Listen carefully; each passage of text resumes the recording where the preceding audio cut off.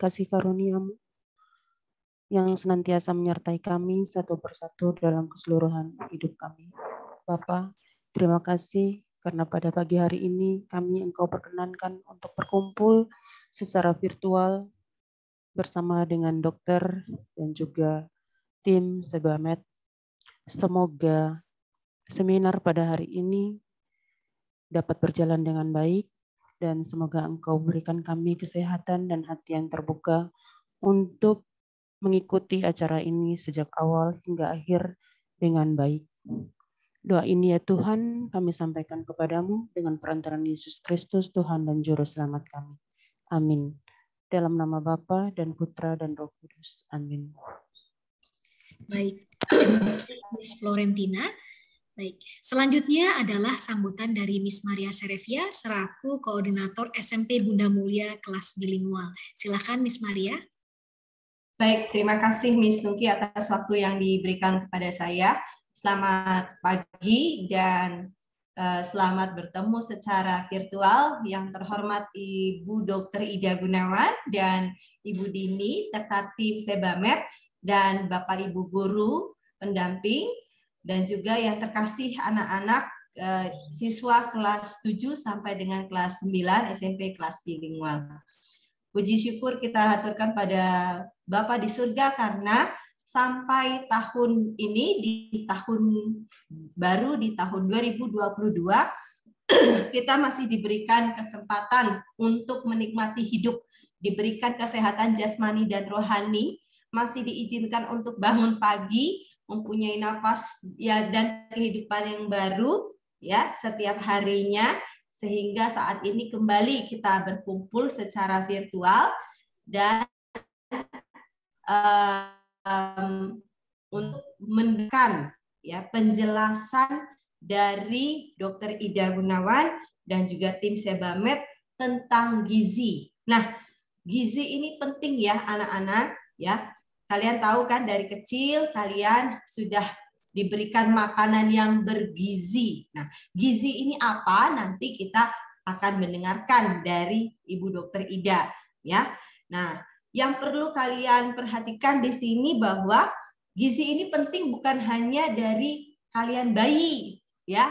Nanti kalian pikirnya kan soalnya kita udah besar nih.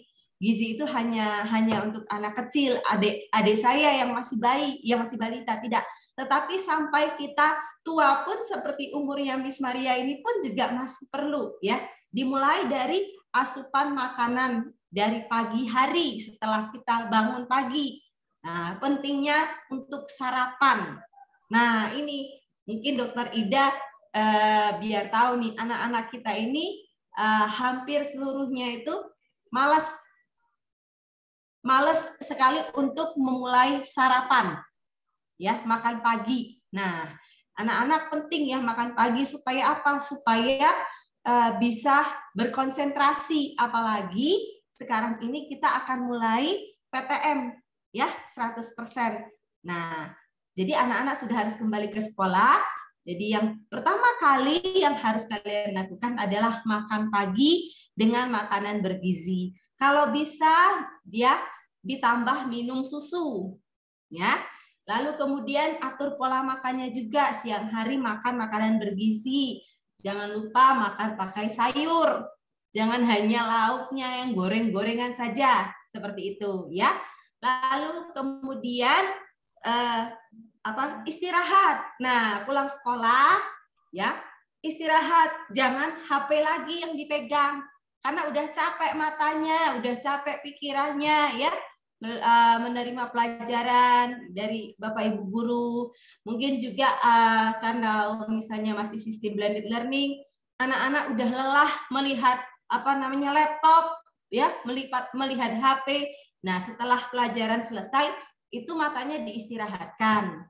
Nah, lalu kemudian kasih waktu juga untuk olahraga, ya, sore harinya, ya, supaya badannya tetap segar. Ya, tetap sehat. Lalu kemudian istirahat yang cukup. Nah, mungkin pola makan ini nanti, pola hidup kita nanti ini seperti ini akan lebih dijelaskan oleh Dokter Ida ya sebagai ahlinya. Dan saya mengucapkan banyak terima kasih atas kesediaan Dr. Ida dan Ibu Dini serta tim Sebamed yang sudah mau bersedia membantu kami memberikan penjelasan yang berguna ini dalam webinar kali ini. Baik, saya kira mungkin cukup sekian dari saya. Saya kembalikan kepada Miss Vincentian Ungki sebagai moderator. Terima kasih dan sukses untuk acaranya. Terima kasih Miss Maria. Baik, anak-anak, seperti yang sudah disampaikan oleh Miss Maria tadi, gizi itu sangat penting, bukan cuma untuk anak-anak yang bayi, tapi sampai seumur kalian, nanti lebih dewasa lagi juga sangat penting ya.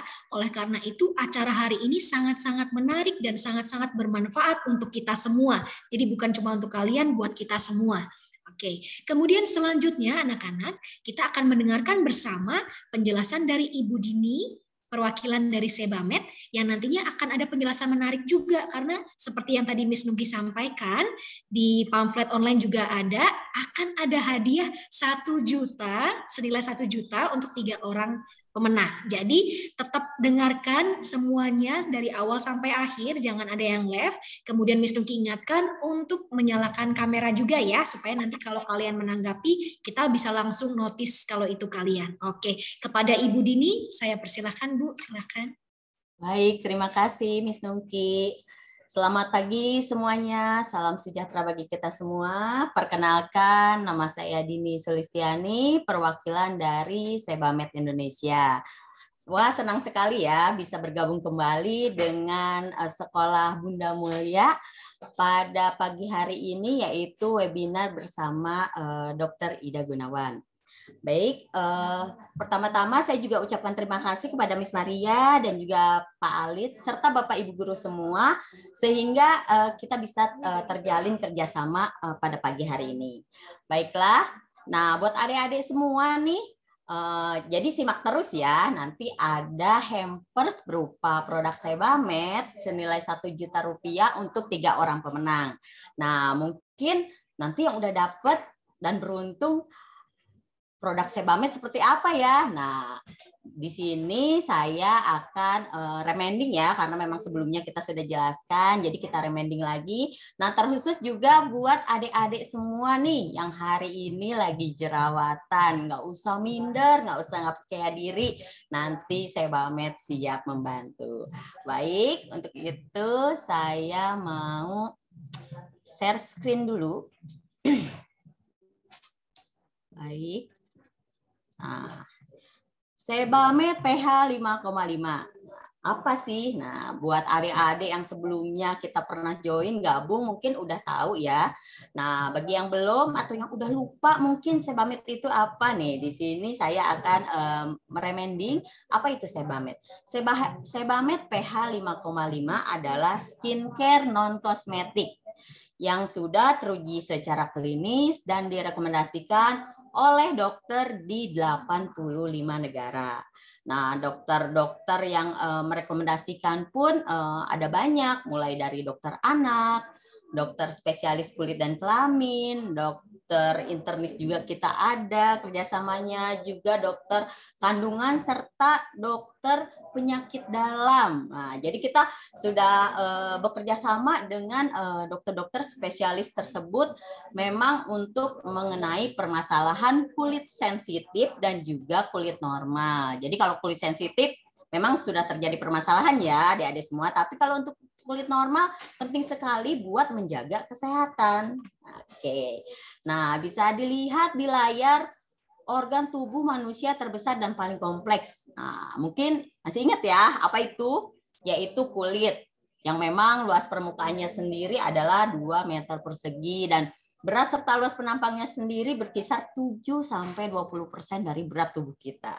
Jadi bisa dibilang nih, kulit kita itu sebagai pertahanan, sebagai garda terdepan untuk melindungi kulit tubuh kita, mulai dari sengatan matahari, polusi udara. Nah, apalagi memang untuk teenager atau remaja ini, karena memang usia-usianya, kenapa dibilang teenager? Karena sedang meningkatnya hormon. Nah, biasanya masa-masa pubertas. Nah, dimulai dengan untuk yang perempuan biasanya head. Nah, untuk yang perempuan dengan kondisi head itu apa sih yang menjadi hal yang kadang-kadang mengurangi rasa percaya diri, yaitu akne atau jerawat. Tapi nggak usah khawatir, Sebamed siap kok membantu. Nah, sebelum adik-adik atau bapak ibu gurunya semua nih menentukan produk mana nih, kira-kira produk Sebamed mana ya yang cocok untuk saya coba atau saya pakai. Nah, jenis kulit kita tuh kita harus tahu. Nah, ada mulai dari kulit normal, kulit berminyak, berminyak bermasalah, dan juga kulit kering. Nah, untuk segala permasalahan kulit yang ada di layar ini, Sebamed ada loh rangkaian produknya. Nah, jadi nanti bisa kita kepoin gitu. Nah, di sini juga ada yang namanya range pH ya, adik-adik semua. Karena tadi kita udah bicara mengenai pH. Oke. Nah, di sini ada 1 sampai 6 itu asid atau asam. Nah, 7 itu netral, biasanya identik dengan air. 8 sampai 14 itu alkali. Nah, di sini pH kulit sehat itu ada di mana? Ada di 4,5 sampai di 5,75. Nah, Sebamed sendiri adalah pH-nya 5,5. Jadi masuk di pH kulit sehat. Nah, itu pun sudah melalui uji klinis dan juga rekomendasi dari dokter-dokter yang ada di 85 negara. Nah, untuk pagi hari ini karena kita dengan siswa SMP di mana memang usia teenager seperti tadi saya bilang, masa-masa pubertas di mana kelenjar minyak dan kelenjar keringat itu meningkat. Nah, ada loh rangkaian produk untuk mengatasi permasalahan kulit berminyak dan berjerawat, yaitu dengan rangkaian produk Sebamed Clear Face pH 5,5. Ada apa aja? Nah, yang pertama itu adalah untuk cleansernya, yaitu ada Sebamed Clear Face Cleansing Bar. Nah, bisa dilihat di layar bentuknya batang, mengandung moisturizing dari lecithin serta amino acid yang dapat menjaga nutrisi kulit, serta terbukti secara dermatologi mengurangi jerawat ringan serta komedo. Nah, biasanya kalau yang untuk bar ini kita sering rekomendasikan untuk yang biasanya kalau usia-usia remaja itu juga selain jerawat itu beruntusan ya, khususnya di dahi. Nah, bisa loh pakai yang Clear Face Cleansing Bar ini. Cara pakainya gimana? Mudah sekali. Jadi untuk yang barnya ini diberi air, lalu dibuat busa. Busanya diusapkan perlahan ke seluruh wajah, lalu dibilas. Nah, biasanya itu sensasi di wajah itu akan terasa kencang. Jadi mudah sekali ya cara pakainya. Next, ada antibacterial cleansing foam. Nah, cleansing foam ini dapat membersihkan, menghambat pertumbuhan bakteri, serta melembabkan kulit. Nah, karena mengandung busa yang lembut, serta dapat membersihkan kotoran sampai ke dalam pori-pori. Untuk antibacterial cleansing foam ini direkomendasikan buat kamu-kamu semua yang mengalami jerawat yang parah. Cara pakainya gimana nih? Jadi ditekan foamnya itu 2-3 aja di telapak tangan, lalu diusapkan perlahan ke seluruh wajah, diamkan kurang lebih 5 menit. Loh, kenapa? Kok harus didiamkan segala sih? Karena untuk foam ini mengandung Montelain C40 sebagai antibakteri yang dapat membunuh kurang lebih 100.000 bakteri dalam waktu 5 menit. Nah, inilah keistimewaan produk dari Clear Face Antibacterial Cleansing Foam. Dan cara pakainya pun mudah. Setelah didiamkan 5 menit, lalu kita bilas. Nah, sama nih, sensasinya di wajah kita itu akan terasa kencang. Oke, next berikutnya ini ada pelembab untuk yang berjerawat, yaitu Sebamed Clear Face Care Gel. Nah, Care Gel ini adalah pelembab dari rangkaian produk Clear Face yang mengandung ekstrak lidah buaya yang dapat melembutkan kulit serta mencegah iritasi. Ada kandungan pantenol yang dapat membantu menyembuhkan luka yang diakibatkan oleh jerawat. Serta ada kandungan allantoin juga yang dapat melembutkan serta menghaluskan kulit yang kasar ataupun bersisik ataupun tadi seperti saya bilang beruntusan itu bisa. Cara pakainya gimana? Setelah wajah kita dibersihkan oleh cleansing bar atau Fun Foam. Oleskan care gel ini tipis-tipis dan merata ke seluruh wajah. Nah, sensasinya gimana nih? Di wajah itu akan terasa dingin karena kandungannya adalah ekstrak lidah buaya. Jadi memberikan rasa yang dingin serta menyejukkan. Berikutnya ada Mattifying Cream. Nah, bedanya Mattifying sama care gel apa ya? Nih, berikut ini Mattifying juga sama-sama pelembab, sama halnya dengan care gel. Kalau care gel itu untuk cenderung kulitnya kering tapi berjerawat ataupun kombinasi. Nah, sedangkan untuk Mattifying Cream ini adalah pelembab untuk kulit yang sangat-sangat berminyak. Nah, sangat berminyak ini bisa untuk yang tidak berjerawat ataupun memang juga berjerawat. Nah, kenapa? Karena ada horse chestnut yang mengurangi iritasi dan membuat kulit wajah menjadi nyaman. Membuat kulit wajah tidak mengkilap pada kulit yang berminyak. Nah, jadi ada aloe vera juga ya, serta hyaluronic acid yang dapat melembabkan kulit. Jadi cara pakainya gimana? Sama, kita bersihkan dulu wajah kita dengan cleansing bar ataupun cleansing foam. Lalu oleskan Mattifying Cream ini tipis-tipis dan merata ke seluruh wajah. Nah, jadi wajah kita tuh nggak mengkilap walaupun jenis kulit kita berminyak. Oke. Next ada Sebamed Clear Face Gentle Scrub. Nah, Gentle Scrub ini dapat membersihkan sampai ke dalam pori-pori mulai dari lemak, minyak, dan juga sisa-sisa kotoran. Nah, karena ada kandungan microfilling partikel yang dapat mengangkat sel-sel kulit mati serta memperbaiki kulit. Nah, buat kalian nih biasanya remaja nih ya, bisa juga nih ngilangin komedo dan juga jerawat batu. Cara pakainya gimana nih? Jadi cukup ditekan di telapak tangan itu 1-2 cm aja. Lalu diberi air, dibuat busa, lalu usapkan secara perlahan ke seluruh wajah. Nah, untuk tipsnya nih, buat kalian yang lagi berjerawat atau mukanya berminyak, jangan terlalu dimasas. Kenapa? Kok nggak boleh dimasas ya? Karena ketika wajah kita itu cenderung berminyak dan berjerawat, ketika wajah kita itu terlalu dimasas, nah itu akan merangsang keluarnya jerawat. Jadi cukup diusap perlahan aja lalu dibilas. Nah, untuk Gentle Scrub ini kami rekomendasikan pemakaian cukup 2-3 kali aja dalam waktu seminggu. Karena kan fungsinya memang untuk mengangkat sel kulit mati. Oke.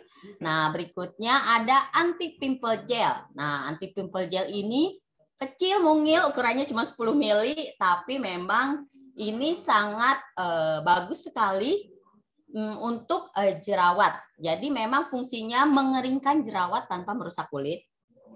Karena ada kandungan pantenol dan juga bisabolol yang dapat membantu meringankan iritasi kulit serta membantu meregenerasi lebih cepat. Nah, meringankan iritasi kulit dengan moisturizing retaining effect serta hydration kompleks ketimun. Jadi cara pakainya gimana nih? Nah, setelah wajah kita dibersihkan dengan bar atau Fun Foam, oleskan care gel sebagai pelembabnya. Kalau misal kulit kita jenis kulitnya normal ataupun kering tapi berjerawat, atau dengan Mattifying Cream untuk kulitnya yang sangat-sangat berminyak apalagi berjerawat. Jadi oleskan di bagian yang berjerawatnya aja. Ini bisa gunakan cotton bud untuk mengaplikasikannya, atau gunakan ujung telunjuk kita yang kondisinya bersih. Jadi fungsinya dapat mengeringkan nih si jerawat-jerawatnya itu. Pemakaian rutin itu bisa kempes, kering, udah gitu bisa hilang. Oke, yang terakhir ada Sebamed Clear Face Facial Toner. Nah, toner ini mengandung ekstrak ketimun dan protein sutra untuk menjaga kelembapan kulit serta mencegah terjadinya iritasi kulit. Sama kandungannya juga ada pantenol yang dapat membantu menyembuhkan luka bekas jerawat. Nah, untuk toner ini dapat juga mengangkat minyak dan juga sisa kotoran sampai ke dalam pori-pori. Cara pakainya gimana? Jadi memang ada di sini ada 2 cara ya. Bagi kalian yang memang tidak bermake up atau memang kesehariannya di rumah aja jarang keluar, boleh pakai cleansingnya dulu. baru toner. Tapi bagi mungkin di sini Bapak Ibunya ada yang juga berjerawat tapi bermake up. Nah, mungkin buat teman-temannya yang lain gitu ya, ada kakaknya yang jerawat. Kalau kita bermake up seperti halnya saya, gunakan facial toner dulu. Nah, caranya tuangkan 2-3 tetes aja ke kapas, lalu usapkan perlahan ke seluruh wajah. Nah, setelah itu baru kita cuci muka dengan CF bar ataupun dengan foam. Jadi, kalau bagi yang bermake up itu wajib ya. Yang pertama itu tonernya dulu, baru cleanser. Kenapa? Karena dengan cleanser itu memang tidak akan memaksimalkan pembersihan untuk ke make up. Jadi dengan toner ini membantu pembersihan walaupun kalian tidak bermake up, tapi biasanya digunakan di sore hari setelah aktivitas. Nah, biasanya itu kan keringat, bakteri, ada penumpukan segala macam. Nah, pakai toner dulu. Baru setelah itu cuci muka pakai bar ataupun pakai foam. Perjalanan panjang mencintai diri sendiri, selalu Sebamed yang menemani.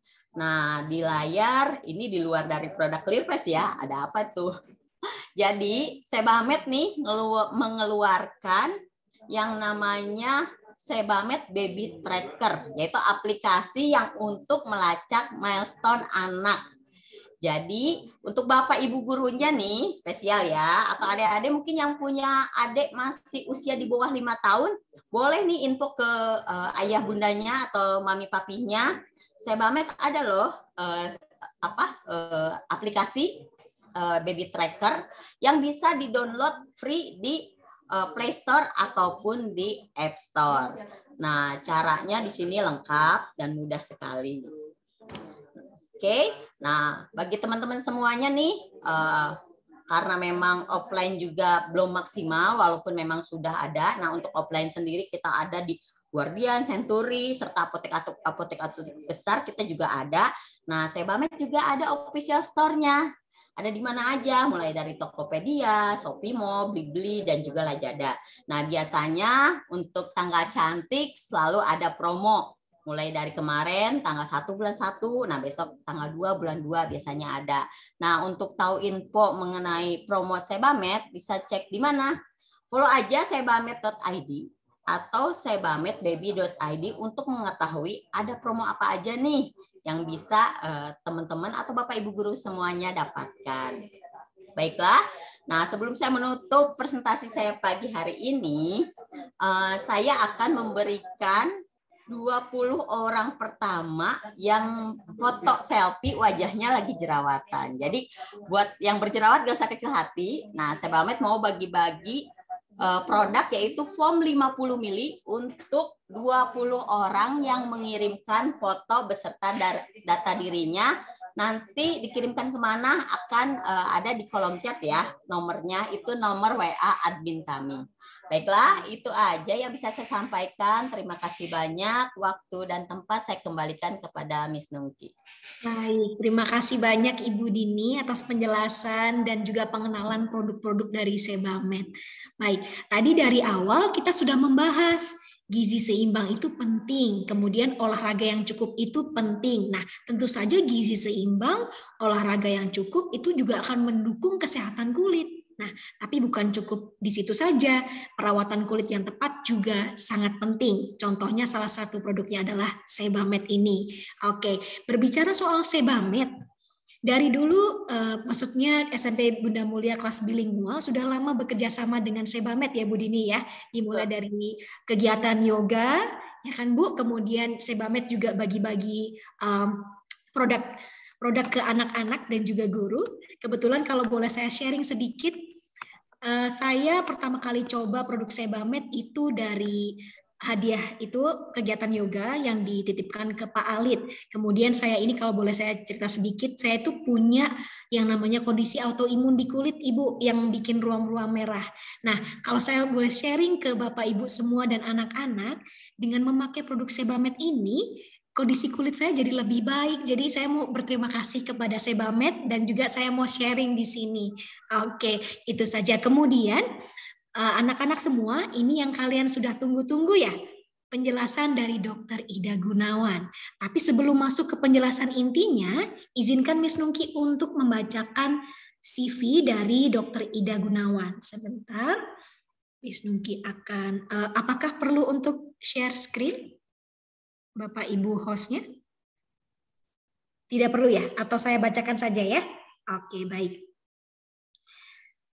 Dr. Ida Gunawan, MS, SPGKK, yang kepanjangannya spesialis gizi klinik, ya, di sini sudah ditampilkan, terima kasih. Kemudian pernah bekerja di RS Rumah Sakit Pondok Indah Puri Indah Jakarta, kemudian RS Hermina Daan Mogot Jakarta, kemudian pernah menjadi Wakil Ketua PD GKI Jaya. Kemudian sejarah dari pendidikannya S1 di FK Unika Atma Jaya Jakarta tahun 1991, S2-nya di Gizi Klinik FK UI Jakarta 2003, kemudian mengambil spesialis Gizi Klinik di Kolegium Gizi Klinik 2004, kemudian menjadi konsultan Kolegium Gizi Klinik 2015, kemudian mempunyai sertifikat Blackburn Obesity Course Harvard Medical School di Boston 2017, kemudian Certified Lifestyle Medicine, Nutrition and the Metabolic Syndrome Harvard Medical School 2020, kemudian Certified Triple L Aspen 2019, 2020, 2021, kemudian Certified Doctor and Trainer Nutrition ME, Nutritional Science University of Toronto 2020, kemudian Fellowship in Nutritional and Environmental Nutrition 2021. Kemudian skill yang lain di sini kita bisa lihat, beliau pernah menjadi pengisi Health Talk di TV One, Metro TV, TVRI, CNN Indonesia. Kemudian pernah juga mengisi Health Talk di media sosial dan perusahaan. Baik, sangat banyak ya pengalamannya beliau, Dr. Ida Gunawan. Baik, tanpa menunggu lebih lama lagi, saya akan mempersilahkan Dr. Ida Gunawan untuk mengisi seminar pada hari ini. Silakan Dr. Ida.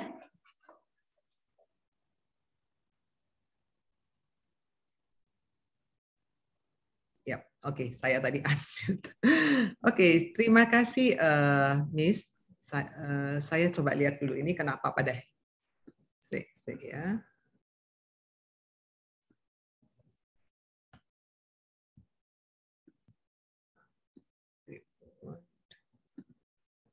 Oke, saya akan share screen. Oke, baik. Terima kasih untuk kesempatan yang diberikan buat saya. Terima kasih banyak sudah mengenalkan saya. Saya akan menyapa dulu, terima kasih juga saya ucapkan untuk Bapak dan Ibu guru dan juga anak-anak yang sudah hadir pada pagi hari ini.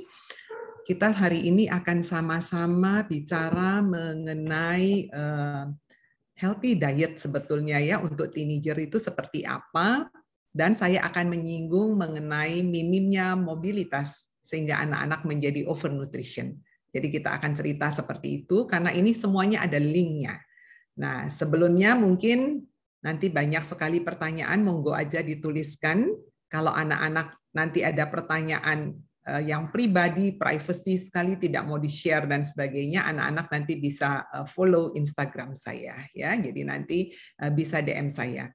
Tapi hanya satu permintaan saya jangan diuber-uber untuk menjawab ya, karena sebelumnya itu Bu Dokter jadi gimana harus menjawabnya? Iya, tunggu. Nanti Bu Dokter selesai kasih ujian, kasih kuliah segala, saya pasti akan menjawab anak-anak. Jadi nggak usah khawatir ya. Oke, baik. Sekarang saya akan bicara mengenai teenager. Remaja itu sebetulnya apa sih? Remaja itu sebetulnya masa yang merupakan saat peralihan dari masa kanak-kanak menjadi dewasa. Jadi masa remaja itu adalah anak-anak yang sedang tumbuh, sedang mengalami peralihan menjadi dewasa. Jadi anak-anak bisa lihat yang tadinya masih pakai popok, masih pakai empeng, masih bawa boneka, sekarang Anda ada di sisi ini, sebentar lagi Anda akan menjadi orang yang dewasa, baik perempuan ataupun laki-laki. Dan usia remaja itu antara 10 sampai 19 tahun menurut data WHO. Dan ternyata anak-anak remaja itu menduduki 20% dari populasi dunia. 1/5 manusia di dunia ini diisi oleh Anda, para remaja. Nah, oleh karena itu, Anda mendapatkan perhatian khusus dan disebut sebagai suatu waktu yang harus betul-betul diperhatikan. Kenapa? Karena anak-anak ini sangat rentan sekali terhadap perubahan, ya, baik perubahan sosial maupun ekonomi. Apa saja yang menyebabkan anak-anak ini sangat rentan terhadap perubahan? Karena sifat anak-anak remaja itu, dia mengalami perkembangan fisik, mengalami pertumbuhan kognitif, pertumbuhan untuk emosional dan sosial, dia sedang mencari identitas dirinya, dia mengalami perubahan dalam hal seksualitas dan juga spiritualitas anak-anak. Saya akan cerita satu-satu mulai dari perkembangan fisik. Jadi anak-anak ini dia akan mengalami pertumbuhan, mengalami masa pubertas yang dikenal sebagai masa pematangan, yaitu waktu terjadinya di mana seorang anak nih, jadi anak-anak lihat ya, ini proses awal dari pematangan organ reproduksi dan perubahan hormonal. Dan proses ini sudah dimulai saat anak perempuan berusia 10 tahun dan anak laki-laki berusia 12 tahun. Nah, masa ini akan mencapai puncaknya pada saat anak perempuan berusia 12 tahun dan anak laki 14 tahun. Dan dia akan selesai pada saat anak-anak berusia 18 tahun pada seorang anak perempuan dan laki-laki 21 tahun. Artinya apa anak-anak? Kalau Anda ingin mengubah tinggi badan Anda, maka semua kondisi ini harus Anda lakukan sebelum masa pubertas selesai. Kalau Anda satu saat datang ke tempat dokter Ida, lalu Anda bilang, dok, saya pengen tinggi, dok.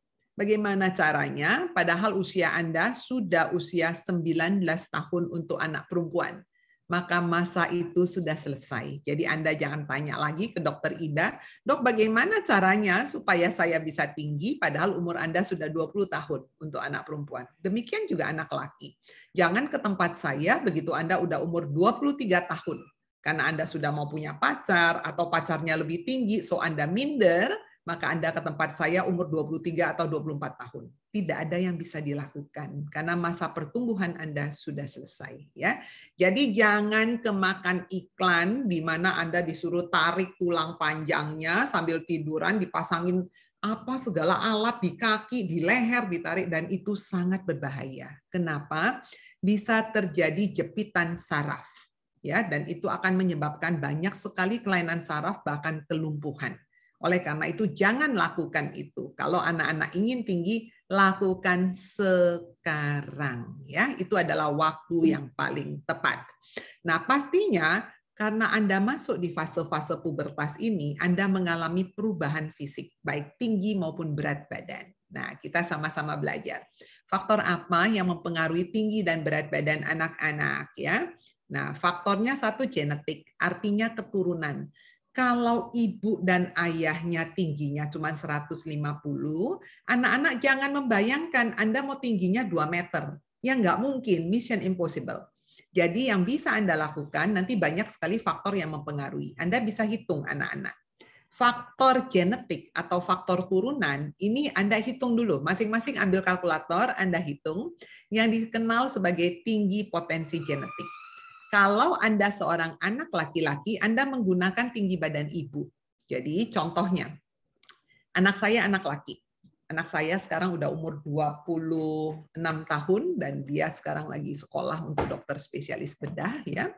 Jadi anak saya itu tinggi badan mamahnya. Jadi saya tingginya 163. 163 ditambah 13. Nah, dapatnya 176. 176 ini Anda tambah lagi dengan tinggi bapaknya. Jadi tinggi ayah 173 suami saya. Jadi dapatnya 349. 349 kita bagi 2, hasilnya adalah 174,5. 174,5 ini ada range untuk tinggi badan. Minus 8,5 dan plus 8,5. Jadi anak saya itu harus mempunyai tinggi badan minimal 166 dan tinggi badan maksimal 183. Ini berdasarkan potensi genetik yang didapat dari ayah dan ibunya. Dan anak-anak tahu tinggi badan anak saya 180. Kok dia artinya dia bisa mencapai potensi tinggi badan dari genetiknya. Karena hal ini harus dipengaruhi juga nutrisinya. Kalau di atas kertas Anda mempunyai potensi baik, namun makannya acak kadut dalam arti apa? Anak-anak mempunyai pemahaman nutrisi yang salah. Anda suka baca Google, saya kegendutan, saya mau kurus, kemudian Anda ikut semua pola-pola diet populer atau fat diet yang banyak di Google, ya, si mbah Google itu, Anda takut bertanya pada orang yang benar, Anda cari sendiri, maka yang ada badan Anda menjadi bantet. Dan itu sudah banyak sekali saya lihat, ya. Jadi terutama anak perempuan, karena dia khawatir sekali dia akan menjadi gendut, menjadi jelek, tidak diterima dalam komunitasnya, maka dia berdiet sendiri. Badan Anda jadi bantet. Pernah nggak lihat kerupuk bantet? Ya, nah alhasil seperti itu, maka Anda jangan lakukan. Ya, sekarang nggak model, sekarang modelnya harus tinggi semampai. Nah, yang berikutnya jangan lupa didukung dengan aktivitas. Ini penting buat anak laki. Anak laki biasa kepengen badannya tinggi-tinggi. Setelah dia hitung potensi genetiknya, ternyata maksimal cuma bisa 166, misalnya, cuma maksimal 166. Anak-anak jangan patah arang, Anda tambahkan dengan aktivitas. Aktivitas terutama untuk tulang panjang. Tulang panjang itu tulang kita yang panjang-panjang gitu aja, mikirnya jangan repot. Contohnya, tulang kaki. Ya, kemudian tangan. Apa yang Anda lakukan? Anda lakukan olahraga atletik. Lompat tali, jogging, basket, kemudian volley, badminton, renang, dan sebagainya. Nah, yang paling mudah, saya selalu ngajarkan pasien saya, nggak usah yang susah-susah, nggak usah pakai modal, mudah sekali. Anda di rumah kan ada pintu rumah. Pintu rumah itu ada paling atasnya pintu. Nah, Anda loncat untuk megangin dengan dua tangan ke atas, kemudian kaki seperti meluncur, Anda pegangin kepala pintu atas itu. Jadi yang paling atas Anda loncat. Anda lakukan sehari 3 kali 10 loncatan. Anda lakukan seperti itu. Atau Anda juga bisa lakukan skipping, ya, sehingga Anda mau tidak mau Anda mesti loncat, dan itu merangsang tulang panjang Anda. Ini akan membantu anak laki menjadi jauh lebih tinggi. Ya. Ini menolong sekali. Lalu jangan lupa istirahat. Kalau Anda sudah makannya keren, aktivitasnya bagus, tidurnya dugem. Tidur itu jam 2 pagi. Nanti bangun jam 5, ya sama juga bohong. Anda tidak pernah akan tumbuh. Ya, jadi anak-anak lihat ya, ini ada 4 faktor, 4-4-nya harus dijalankan supaya Anda bisa mendapatkan maksimal limit yang bisa diberikan dari potensi genetik Anda. Nah, yang berikutnya saya cerita mengenai anak-anak perkembangan kognitif. Jadi anak remaja ini dia selalu fokus pada kondisi saat ini. Oleh karena itu, Bapak Ibu guru dan juga kita-kita sebagai orang tua, jangan pernah bicara dengan anak, nanti besok ya, kalau kamu belajarnya kayak gini, mana bisa menjadi presiden, gantikan Pak Jokowi. Bapak, Ibu guru, dan kita-kita orang tua, tolong jangan terlalu menuntut sampai besok. Anak-anak remaja ini mikirnya hari ini. Masalah hari ini dia akan selesaikan hari ini. Jadi jangan mikirkan nanti minggu depan, wah minggu depan masih lama, nanti aja, wong ujian aja belajarnya. Anak-anak remaja itu memang kognitifnya hanya today. So, kalau ada orang dewasa yang berpikir only just for today, itu adalah teenager. Ya, jadi sama dengan remaja. Nah, intelektual dan kemampuan kerjanya berkembang sesuai minat. Ya, jadi kalau kita ingin membentuk seorang anak untuk menjadi apa nantinya, maka Anda harus mengarahkan sesuai dengan minat. Bapak Ibu ya dan anak-anak tahu anak saya itu dari kecil pengennya jadi pilot, bukan menjadi dokter. Dia kepengen bilang ke saya, "Mami, saya mau jadi pilot." Anda tahu apa yang ada di koleksi di kamarnya? Semua tipe pesawat, dan dia mau jadi pilot, bukannya pilot maskapai penerbangan komersial, bukan. Pesawat terbang tentara. Jadi tentara untuk perang, dia kepengen masuk ke angkatan udara. Dan itu anak tunggal, Bapak Ibu ya. Jadi itu problem juga buat kita. Nah, apa yang kami ajarkan ini. Jadi kita belajar, saya selalu ngajak dia ke rumah sakit, kemudian dia melihat saya bekerja, ikut saya sekolah untuk ngambil S2 dan sebagainya, sehingga di situ saya ajarkan dia minatnya saya tumbuhkan. Dan begitu SMA selesai, saya nanya, kamu mau ambil apa? Saya mau daftar di kedokteran. Nah, saya juga kaget, loh, kamu nggak jadi pilot? Mau Mami, nanti setelah itu saya mau masuk tentara. Oh, it's okay, nggak apa-apa. Kamu masuk dulu menjadi dokter, ya. Dan yang ketiga, anak-anak ini sedang belajar membuat rencana dan dia belajar memecahkan masalah. Jadi mungkin kalau kita ingin mengajarkan anak-anak, kita bisa memberikan problem solving untuk mereka selesaikan dalam satu grup, ya, karena mengajarkan mereka. Jadi jangan mengharapkan sampai dia bisa mendapatkan satu pemecahan masalah yang brilian. Nah, mungkin itu belum, ya. Kita lagi mengajarkan mereka. Dan anak-anak ini sangat idealis. Jadi mereka suka memberikan kritik. Oleh karena itu, Bapak Ibu sangat dituntut konsistensi pada anak-anak seperti ini, ya, supaya dia trust dengan kita. Lalu anak-anak ini selalu ingin mengetahui hal baru. Jadi dia akan melakukan coba-coba trial and error. Lalu perkembangan emosional dan sosial pada anak-anak, karena adanya perubahan hormonal, ini menyebabkan perubahan pada fisik dan emosi anak-anak. Dia menjadi moody. Jadi kalau kita lihat, kok anak-anak ini aneh ya, hari ini moodnya lagi baik, ya kayak angin timur, nanti sore angin barat, bentar angin utara. Jadi dia sangat moody sekali, ya. Dan ini akan menyebabkan banyak sekali perubahan pada anak itu. Salah satunya adalah maturasi. Jadi kalau maturasi dini yang terjadi pada anak laki, maka anak laki itu menjadi lebih populer. Jadi kita suka lihat, ya, kalau anak SMP atau anak SMA, anak laki badannya sudah tinggi, kemudian sudah badannya udah terbentuk, ya, seperti badan lelaki dewasa, maka biasanya mereka populer. Digandrungin banyak cewek. Coba lihat handphonenya, ceweknya banyak nggak? Kemudian mereka akan memegang posisi sebagai pemimpin, ya. Tapi pada remaja perempuan, kalau dia mengalami maturasi lebih awal, ya, misalnya badannya lebih tinggi, kemudian panggulnya mulai terbentuk, ya, lalu dadanya mulai membesar dan sebagainya, ini anak-anak perempuan justru cenderung untuk mengalami depresi. Dan mereka sering sekali melakukan banyak hal-hal, salah satunya adalah gangguan makan. Kenapa? Dia nggak mau tumbuh. Dia ngerasa minder, kok teman-teman saya yang lain masih kecil-kecil, kenapa saya tinggi sendiri? Dan inilah yang sering menyebabkan anak-anak wanita itu menjadi kondisi gangguan makan yang dikenal sebagai bulimia, ya, atau anoreksia nervosa. Dan ini banyak kasusnya di rumah sakit.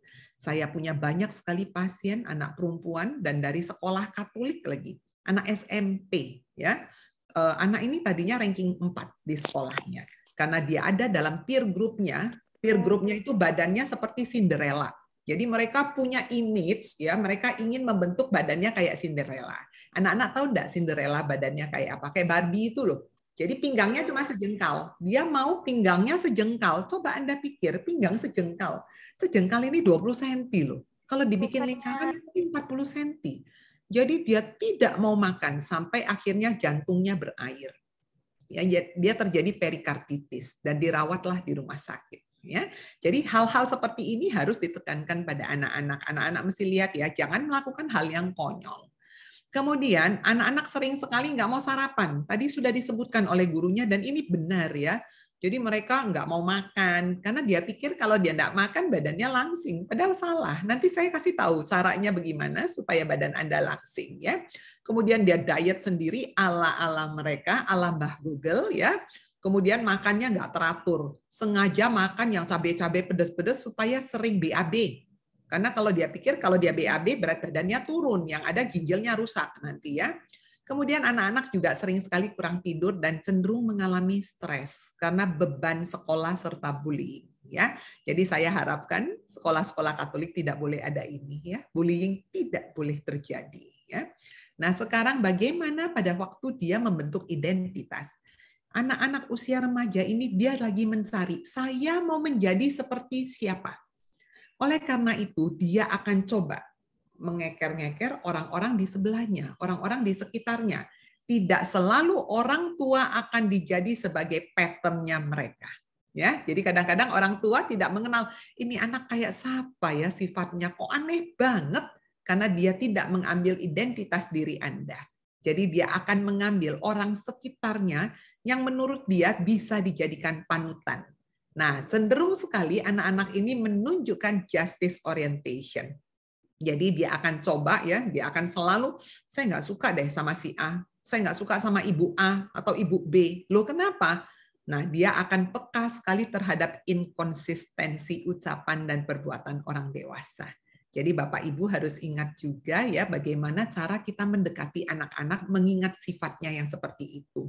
Lalu anak-anak ini sebetulnya sangat sekali welcome dengan kita.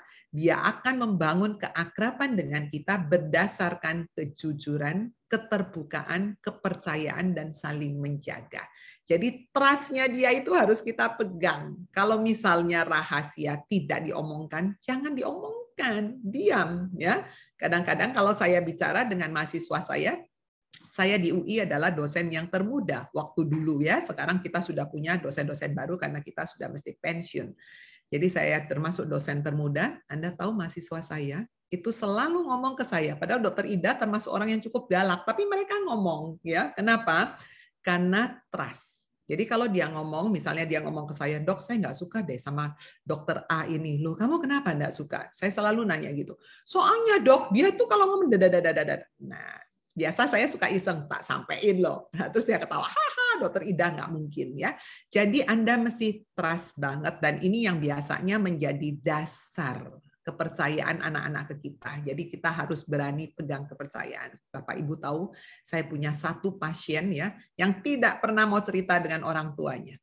Jadi dia datang ke tempat saya, ini pasien dengan anoreksia nervosa, pasien bulimia. Jadi dia cerita ke saya dari A sampai Z, termasuk hubungannya dengan pacarnya. Dan saya cerita ke orang tuanya, no, saya nggak pernah cerita. Tapi saya selalu memberikan solusi terbaik karena saya menganggap kamu adalah anak saya. Ya, jadi saya selalu pendekatan ke anak-anak, Anda adalah anak saya, ya. Jadi sama, saya akan memperlakukan anak-anak seperti anak saya sendiri, ya. Kalau perlu kamu panggil saya mami, is okay, nggak problem buat saya. Tapi yang penting kita bisa keep touch dengan anak-anak sehingga anak-anak tuh jalannya nggak miring. Kalau kita nggak anak-anak jalannya nggak miring, kita punya pahala tersendiri membawa anak-anak ke jalan yang baik, ya. Biasanya seperti itu. Jadi pendekatan harus berdasarkan kepercayaan ya dan keterbukaan. Kemudian anak-anak sering sekali menunjukkan it cannot happen to me syndrome. Jadi dia selalu lakukan trial and error. Dia bilang nggak apa-apa, saya masih muda. Jadi dia berani loncat dari ketinggian yang lumayan. Saya bilang coba pakai logika. Coba Anda pakai logika. Kalau saya jatuhkan bola, apa yang terjadi dengan bola itu sebelum kamu jatuhkan dirimu? Jadi hal-hal seperti itu diajarkan pada anak-anak ya. Dan pandangan seksual anak-anak juga biasanya akan berubah karena pengaruh hormonal. Kenapa? Karena pada remaja wanita, begitu dia masuk fase menarche atau haid yang pertama, menstruasi pertama, ini orang tuanya itu memberikan wejangan dari A sampai Z. Yang kadang-kadang buat dia, apaan sih? Apalagi kalau dia mengalami menarche itu usianya terlalu muda, 10 tahun. Ya, anak-anak sekarang 10 tahun, 9 tahun sudah menstruasi. And then dia bingung, ada apa sih dengan ini ya? Dia bingung sekali. Apa yang terjadi dengan dirinya? Oleh karena itu, hubungan yang dekat itu penting sekali ya. Kemudian terjadi perubahan suara pada remaja laki-laki. Jadi ngomongnya udah kayak kodok gitu ya, suaranya udah bass. Nah, kemudian juga terjadi perubahan fisik ya, fisik seksual sekunder. Jadi misalnya ada tumbuh rambut, pada jenggot, kumisan, pada ketiak, produksi kelenjar keringat, muka yang mulus jadi jerawatan, badannya jadi mulai bau dan sebagainya ya. Nah, anak-anak seperti ini harus dikasih edukasi dari awal sehingga begitu ada perubahan tidak menjadi sesuatu yang apa yang terjadi? Kok gue jadi aneh? Teman-teman yang lain kok enggak? Nah, hal-hal seperti itu harus didekatkan dari awal. Sehingga anak-anak tidak salah menanggapi diri gue ini siapa sih sebetulnya, body image-nya tidak keliru. Body image ini menjadi hal yang penting sekali, basic ya, yang membuat anak-anak jadi malnutrisi. Jadi body image itu adalah konsep. Nah, kalau Anda bayangkan kalau konsep salah itu membetulkannya nangis Bombay. Jadi konsep ini harus betul. Nah, konsep yang dia pahami, si anak pahami loh ya, sebagai cara seseorang menggambarkan tubuhnya dia. Aneh kan coba. Jadi dia punya konsep, aduh nanti ya pacarku gambarkan aku kayak apa ya, nanti temanku kok badannya kayaknya aku lihatnya cakep, nanti dia bilang aku gendut. Jadi dia sibuk dengan pikirannya orang lain menggambarkan dirinya dia.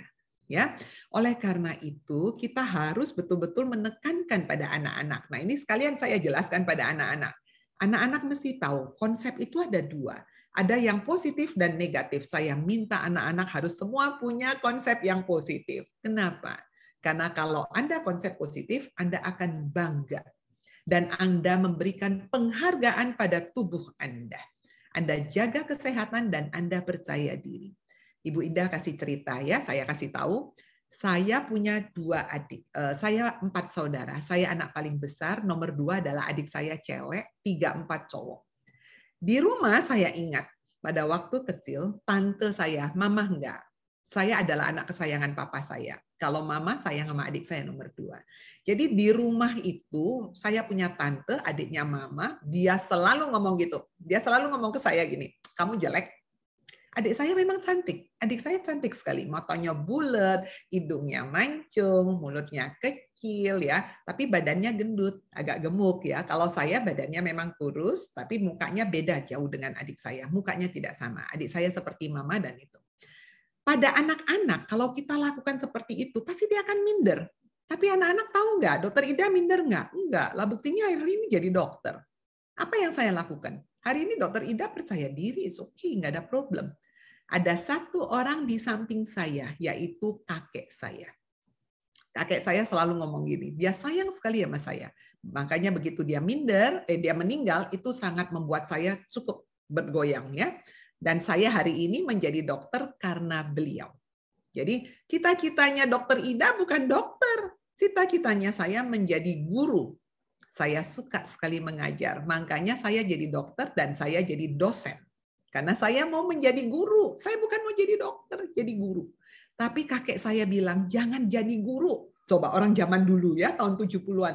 Kenapa jangan jadi guru, Kong? Dia bilang saya gini, jadi guru capek, kamu cuma makanin kapur. Lah sekarang kan nggak ada kapur. Zaman dulu pakai kapur. Nanti kamu batuk-batuk loh. Dia ngomong gitu ke saya.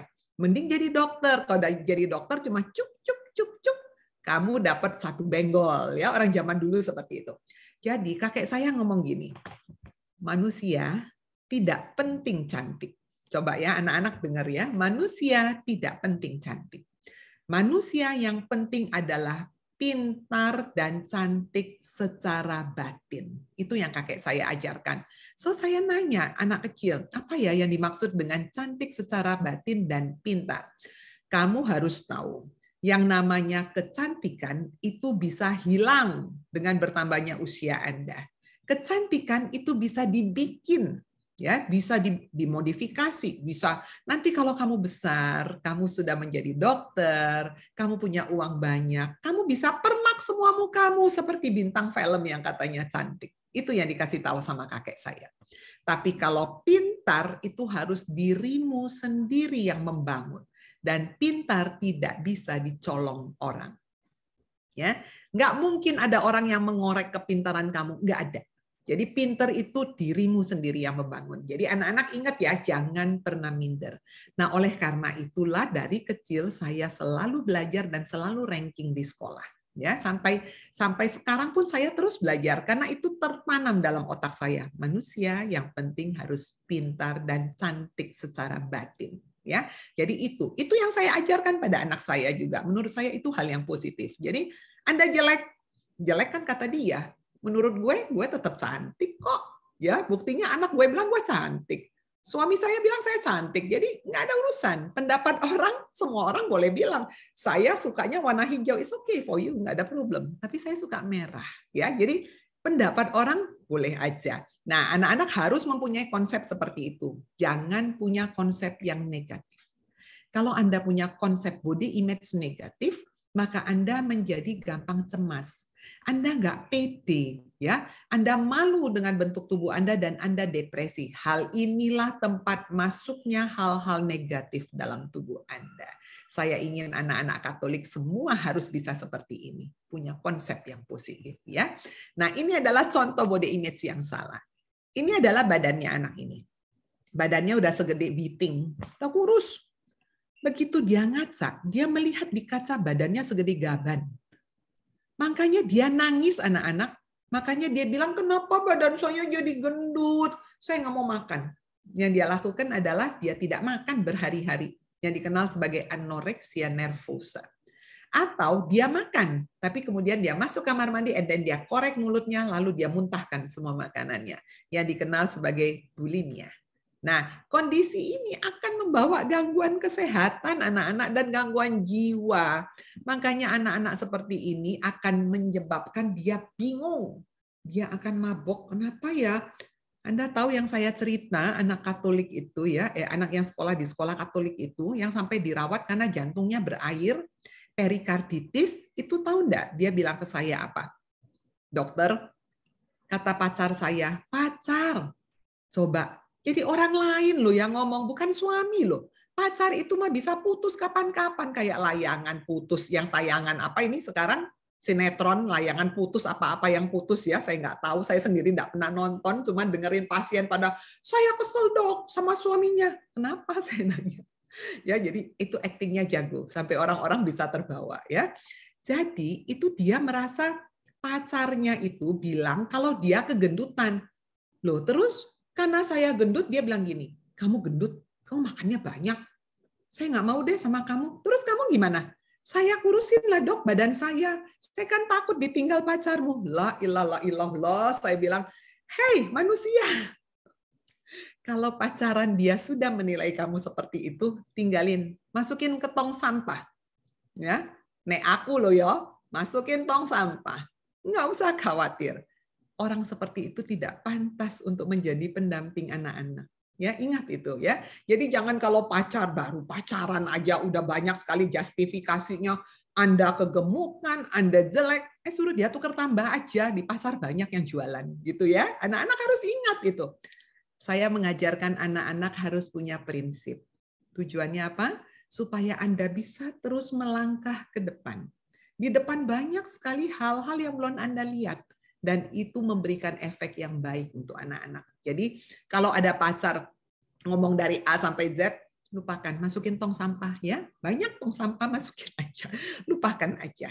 Dulu dokter Ida juga begitu ya, masukin ke tong sampah. Emang gue pikirin ya anak-anak ini kenapa kok jadi hilang. Salam Z, maaf ya.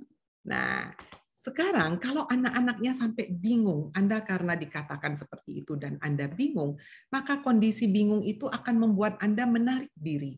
Anda nggak mau bergaul, Anda nggak mau bergerak, Anda hanya main gadget, kadang-kadang cuma ngelihat di kaca, foto gendut nggak ya gue ya, pakai baju, kendor nggak ya, kegedean nggak ya, kemudian bingung dan sebagainya. Itu yang Anda lakukan, apalagi di masa pandemi.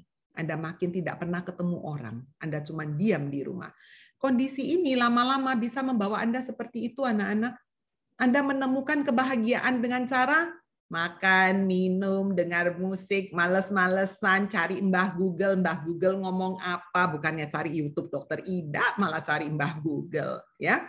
Jadi di situ banyak sekali cerita-cerita yang akhirnya membuat Anda jadi ngaco. Jadi Anda bisa overgizi atau overnutrition. Overnutrition ini akan memberikan dua imbas buat Anda. Anda bisa overweight atau obesitas. Atau malah Anda malnutrisi, kayak cerita yang tadi saya bilang. Nah, sekarang kita fokus pada overnutrition. Overnutrition yang akan saya bicarakan adalah overweight atau obesity. Kalau kita bicara obesitas, maka ini adalah peningkatan massa lemak. Anak-anak mesti tahu ya, apa yang terjadi pada anak obesitas. Tubuh kita ada sel lemaknya. Sel lemak itu misalnya jumlahnya ada 2. Kalau anak-anak terus makannya gila-gilaan, minumnya minuman kekinian, kopi-kopi kekinian, teh kekinian, makanan kekinian yang tinggal pakai Google ya, tinggal ceklek, datang itu makanan ya. Maka sel lemak ini akan Anda kasih makan. Anda kasih makan sehingga yang tadinya ukurannya small kayak baju menjadi XL anak-anak. Begitu lemaknya jadi XL, lemaknya beranak. Dari 2 sel akan menjadi 4. 4 menjadi 8. 8, 16, 32. Pemecahannya secara eksponensial. Tinggi sekali. Sampai akhirnya begitu dia beranak jumlahnya banyak, maka badan Anda jadi gendut juga. Jadi berlemak semua. Begitu Anda makan terus Anda tidak mau bergerak anak-anak, maka yang tadinya sudah 100 sel lemaknya, dia ukurannya medium akan menjadi XL. Begitu XL dia beranak lagi. Dan seterusnya. Nah, hari ini anak-anak ketemu dengan Dokter Ida, maka anak-anak sekarang mulai ngeh. Saya mau kurusin badan. Begitu anak-anak mau ngurusin badan, apa yang terjadi dengan sel lemaknya? Maka sel lemak ini ukuran selnya yang mengecil. Jadi yang mengecil hanya ukuran sel. Jumlah selnya tetap. Jadi kalau sel Anda sudah keburu menjadi 200 kantong, begitu Anda berdiet, maka 200 kantong ini tetap ada di badan Anda sebanyak 200 kantong. Tapi kok saya kurus, Dok? Karena 200 kantong yang tadinya ukuran XL, sekarang menjadi extra small. Tapi kantongnya tetap 200. Artinya apa? Artinya satu saat kalau anak-anak tidak maintain berat badan, maka anak-anak akan kembali ke laptop. Ya, karena kantongnya tetap ada 200, tinggal Anda yang mengisi kembali. Oleh karena itu, obesitas dikenal sebagai kondisi yang patologik, ya, tidak diinginkan. Nah, apa solusinya? Tapi saya nggak mau juga anak-anak begitu obesitas, Anda berdiet ala Mbah Google. Nanti Anda mempunyai badan yang cungkring sampai salah terjadi anoreksia. Itu tidak diizinkan juga. Nah, solusinya apa? Ini sudah dikatakan, lakukan pendekatan komunikasi dengan anak. Jadi saya selalu jelaskan, saya ajak anak-anak ambil kalkulator, Anda hitung berapa berat badan ideal yang bagus untuk Anda. Ya, jadi Anda hitung. Oleh karena itu, kalau sekarang saya kelebihan, saya turunkan hanya boleh. Misalnya utang 5 kilo, turunin 5 kilo. Caranya dengan gaya hidup sehat. Nah, gaya hidup sehat itu apa aja? Makannya dong yang benar. Lalu olahraga, tidurnya yang bagus, kemudian perilaku hidup sehat. Kalau hanya diet saja tanpa olahraga, itu mission impossible. Ya, maka Anda yoyonya cepat sekali. Yoyo itu artinya turun 10, naik 20. Itu yoyo. Ya. Jadi harus dibarengin. Nah, sekarang saya cerita satu-satu mulai dari diet. Anak-anak lihat ya, ini adalah piramida makanan. Piramida makanan paling basic itu adalah karbohidrat. Karbohidrat itu isinya apa? Nasi, kentang, mie, roti, ubi, singkong, jagung, tales, dan kawan-kawannya. Itu semua ada di karbohidrat. Karbohidrat itu menjadi basic, makanya dia taruhnya di bagian paling bawah. Jadi kalau ada anak-anak yang berdiet dengan cara ketogenic diet, Anda tidak makan karbo sama sekali, itu salah. Kalau ujian saya kasih 0. Ya. Kenapa? Anda lihat dong, ini basicnya ada di bawah dasar piramida. Bagaimana Anda mau berdiet membangun satu piramida kalau nggak ada dasarnya? Emangnya bisa digantung begitu? Yang namanya piramida harus ada basicnya. Kenapa karbohidrat dibutuhkan oleh tubuh? Anak-anak tahu yang namanya sel otak, sel darah merah, mereka bekerja untuk Anda bisa berpikir, Anda bisa mempunyai logika yang baik, Anda bisa bernafas, Anda bisa naik turun tangga karena oksidasi dari si sel darah merah itu, oksigenasinya, itu dapat dari mana? Karbohidrat. Ya, jadi sel otak dan sel darah merah mempunyai satu-satunya sumber energi adalah karbohidrat, kecuali sel otak. Dia masih bisa menggunakan benda keton yang berasal dari pemecahan sel lemak. Ya, oleh karena itu buat anak-anak karbohidrat tidak boleh Anda bikin jadi 0, nggak boleh sekali. Ya, nanti apa? Anda pikun. Begitu saya tanya anak-anak 3 kali 3 berapa? Anda jawab ke saya 6 Bu. Wah, mulai pikun ya, karena enggak makan karbohidratnya. Ya. Yang kedua, Anda isi dengan sayur dan buah. Jadi kalau ada anak-anak nggak suka sayur, Dok, nggak suka buah, Anda nanti saya kasih tahu kenapa butuh sayur dan buah. Sayur dan buah anak-anak lihat, ini banyak warnanya, merah, kuning, hijau di langit yang biru. Merah, kuning, hijau itu adalah antioksidan. Antioksidan fungsinya sebagai penetralisir radikal bebas. Anak SMP ini udah belajar belum ya mengenai radikal bebas? Kimia sudah belajar belum ya? Belum mungkin ya. Nah, nanti anak-anak kalau belajar mengenai radikal bebas, Anda kalau belajar kimia nanti SMA, Anda tahu bahwa elektron, ya kalau kita belajar konfigurasi elektron, ya nanti Anda SMA Anda belajar elektron yang tidak berpasangan itu dikenal sebagai radikal bebas. Ya nanti di kedokteran itu dipakai itu ilmu itu. Jadi kalau dia tidak berpasangan, dia jomblo, jomblo ini jomblo nekat, ya si radikal bebas ini adalah jomblo nekat. Jomblo nekat artinya apa? Karena dia nggak berpasangan, dia jahat, dia ngerusak semua sel-sel yang ada di sekitarnya. Maka nanti timbullah segala penyakit, mulai dari darah tinggi, bisa jadi kanker, bisa jadi tua, dan sebagainya. Itu ulah dari si jomblo nekat tadi. Nah, supaya jomblo nekat ini menjadi tenang, menjadi kalem, Anda harus kasih dia teman, kasih dia pacar supaya anteng. Pacarnya namanya antioksidan. Nah, pacarnya ini dapat dari mana? Anak-anak dapat dari sayur dan buah.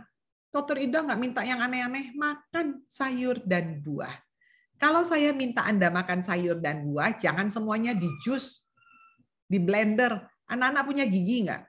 Gigi itu fungsinya untuk apa? Gigi bukan fungsinya untuk senyum Pepsodent, bukan ya. Gigi itu fungsinya untuk mengunyah makanan. Jadi kalau bisa buah dan sayur itu selalu dimakan, misalnya buah itu harus dalam bentuk buah potong.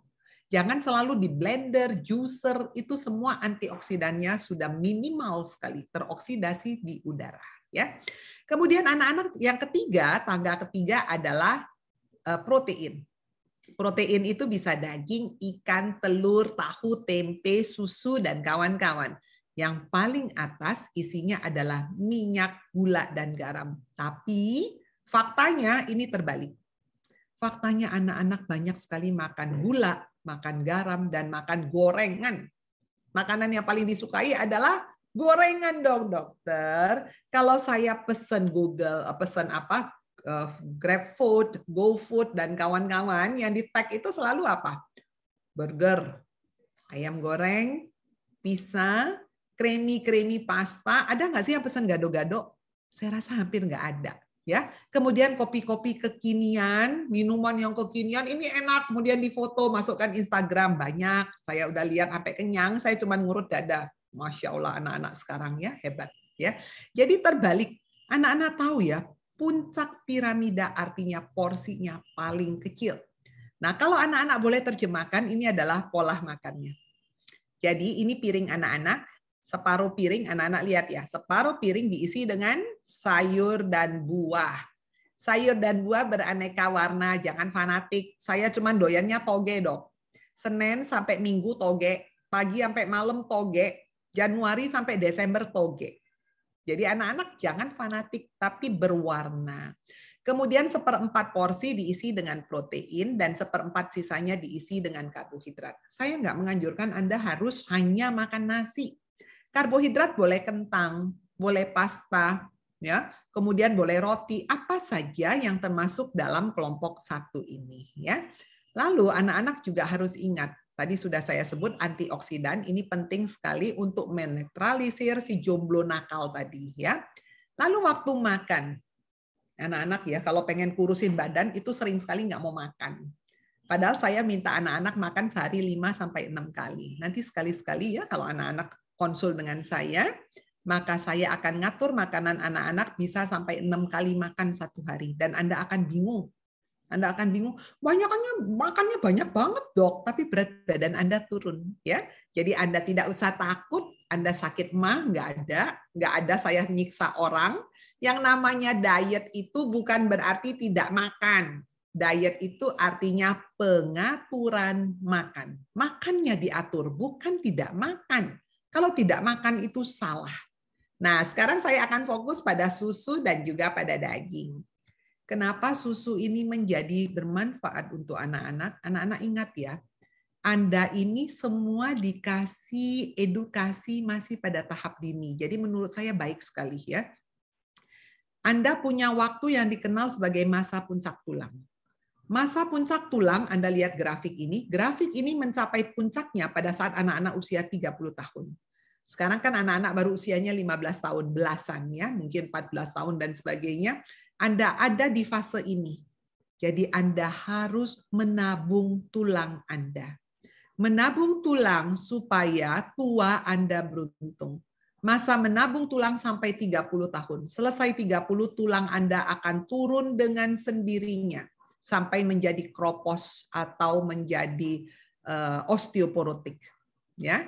Dan pada wanita, begitu Anda masuk menopause, Anda lihat grafiknya anjlok lebih banyak dibandingkan laki-laki. Makanya perempuan itu lebih banyak duduk di kursi roda dan patah tulang dibandingkan laki-laki. Makanya saya minta anak-anak, nggak perempuan, nggak laki, nabung tulang Anda dari sekarang. Caranya banyak minum susu untuk mendapatkan kalsium dan vitamin D.